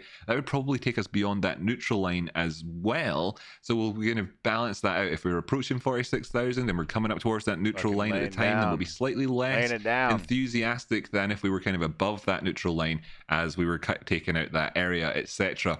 But of course, first off, we'd need to see a local low at the first, in the first instance. Looking at the price chart just here, you can see that the current setup is that, maybe there's like the harami kind of candle showing up just here, an inside bar candle for us. So that's decent, but it's not necessarily there yet in terms of that local low scenario. We want to see a bit of follow through on this one. Until we get that, we're going to have to acknowledge that it isn't what it is until it is what it isn't. Up here on the ADX, like I said, the hopium coming in with this the 40 line being a good area for things to turn around at. It's very typical for things to turn around here. You can see numerous instances, 1, 2, and then this one didn't. And then 3, and could this be the 4th one to turn around at this point here? And that would be in fact, in terms of this one didn't, it was all wick that happened below where the bodies were closing. So it's kind of equivalent to that. We need to see the ADX start to lose some of that negative momentum for us indeed, right? And that's where we are with that one. And of course, unless we were to radically turn around very quickly in price action and across on the DMI in the next 8 to 12 to 16 hours would be extremely positive. Now, that's where we are with this one. I'll just take a look down at a lower time frame, the 1 hour, and we can see that the ADX has started to kind of contemplate turning around, being unable to really do so far, but we're a little bit closer in that sense. And you can see the RSI starting to do a bit more of those things that we're looking for in that 4 hour time frame. So we're looking for these things to kind of converge together and the positivity to bleed up into something a bit bigger and more substantial than what we're seeing in the lower time frames, because what we'll see is this story kind of continues. I jump down towards the 30-minute time frame, half again from that hour, and we're seeing that what kind of went on was that we hit the neutral line, came back down at bearish control zone, etc. Now the ADX did slope down, but there it's back again. We need to see that. We need to see this. We need to see the positivity there really kind of grow across the charts. We've got 1, 2, and 3 instances here where we had lows, which were then actually 2 instances of higher lows, so 2 instances of bullish divergence. So there's still that kind of little bit of trepidation in the air. We could see things just test a little bit lower just to get that final launch pad jet fuel, kerosene, whatever it is they use in jets, loaded up there. That could still happen. It's still on for us. Okay. So there could be a few percent better opportunities to be had there. And that's that. So we'll come back around to take a look at it. But the big thing for today, while Bitcoin's dropped 3.6%, has to be Ethereum, which has dropped 6.3%. So it's dropped twice as much as Bitcoin has in terms of percentages. And we can see that here in terms of what is a more dramatic kind of falling off of the price action in that period of time on that 30-minute time frame. Again, just kind of building up the technical analysis like we did before on Bitcoin. But here, I'll start off in the 30-minute time frame and work my way up instead. And we can see there's bits of positivity here in terms of bullish divergence, but it's, you know, it's really, it is what it is until it is what it isn't, has to be admitted. You know, there's been attempts to get for the negativity sort of strength to peter out. But it's not really had that kind of properly happen yet. You can see it's still there, still growing in negativity, and really trying at this 40 line to see if it can turn around. Any sorts of further pushes down past this zone could carry this up, so that it could try again at the next significant area up, which is not 50, but actually 60 instead of the DMI over there. And of course, you know, during this downward phase, it'd be remiss of me to miss out pointing out that in this area here, in this rise up, we got a whole load of, as you can see right here quite clearly, we got a whole load of hidden bearish divergence. So that's that you know, it's kind of like eek. So this story over here looks even kind of worse on Ethereum, as we see the volume growing as the prices are dropping. So could people be feeling like Ethereum is really not so hot? Let's take a look at then these two big substantial what would you call them, kind of informing these things which can inform our opinions about stuff, a bit of context information. Here's the total market cap. So I mentioned this before, and it's dropped below $2 trillion. Now $2 trillion is a big deal for us. I'm just going to mark out $2 trillion, a round number. So there's that. It's not a million miles away from where we are now. The drawings, I hid the drawings. Bring the drawings back for just now. Not a million miles away from where we are, but as you can see, this vestigial Fibonacci that I've got on the chart, it's a bit to remove here. We're below that currently, just where we wicked below that recently. So if I just look over to the left, and this is the point I was going to try and make, you can see that this is the 4th of December lows, and the 4th of December lows took us down to 1.29 trillion, 1.92 trillion, sorry, and it seems like we just dipped just a tiny little bit below that. But here we can see that we've come back to this point of equilibrium. Okay, it's a point of equilibrium in the charts. We've had a big pullback in Bitcoin, a big pullback in Ethereum, and we've come back to these points here in the total market cap. So we've done so much that where would this market cap grow from? Is it going to grow from Bitcoin alone? Growing up the total market cap? It could do. Bitcoin going to 46,000 would rise this up above 2 trillion again, ceteris paribus, everything else staying the same. That would be more than enough to do it. So we know that that's the feeling right now, and we know that Ethereum is quite negative right now. So let's take a look over at the actual Ethereum, the Ethereum Bitcoin chart, just to put this into context as well, and see, well, if this is a race between these two to some degree with regards to the Bitcoin dominance chart, since Ethereum takes up, this is the second biggest dominant factor in the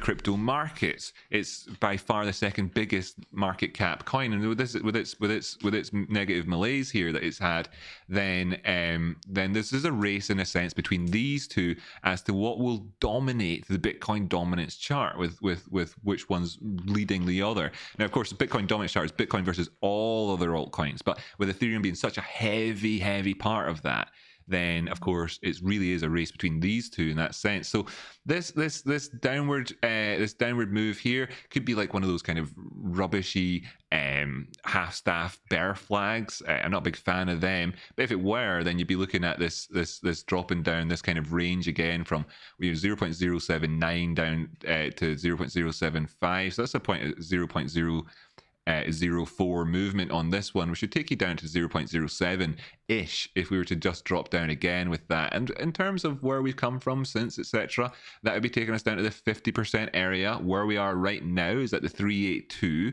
So you can see quite clearly that when we bring in that extra information back onto the charts there, that if we were to push down past this area some more and this were to work out as a half sapphire flag, then things of course would continue to increase on that Bitcoin dominance chart. Looking at this then from its own technical point of view, the Bitcoin Ethereum chart here, by the way, in the 30-minute time frame, I'll actually jump up to a bigger time frame so that this picture here is maybe makes a bit more sense. Now, this arrow that I had drawn up here on the charts, what was that for? Just to explain to folks. Well, we had this little kind of curvy bit, this curvy bit, and this curvy bit that I'd drawn on 1, 2, 3, these little kind of triangles above the price, and I'd drawn this arrow up here. And the point was at the time that this is a head and shoulders, a typical head and shoulders pattern, and this is and if we were to look to try and break it, then we would need to see the prices taking out this right hand shoulder and continuing towards the top side. Well, now that didn't happen, okay? And what actually did happen instead is that we came back down towards this neckline area, and perhaps we found support. 60% of the time the head and shoulders fail, so then we came back up to this area. What's this mean? Well, this is actually just a lower low, a lower high. We'd obviously just put in a lower low before, and then we were trending down the way just here. But if you're looking at this range and asking, well, hey, if that was up at 88 and then your rough neckline comes in at 78, that's a full 10 movement. So if we had 10 moving us away from 78, well, that would take us down to 68, closer to that 70 area. There's other factors there in terms of the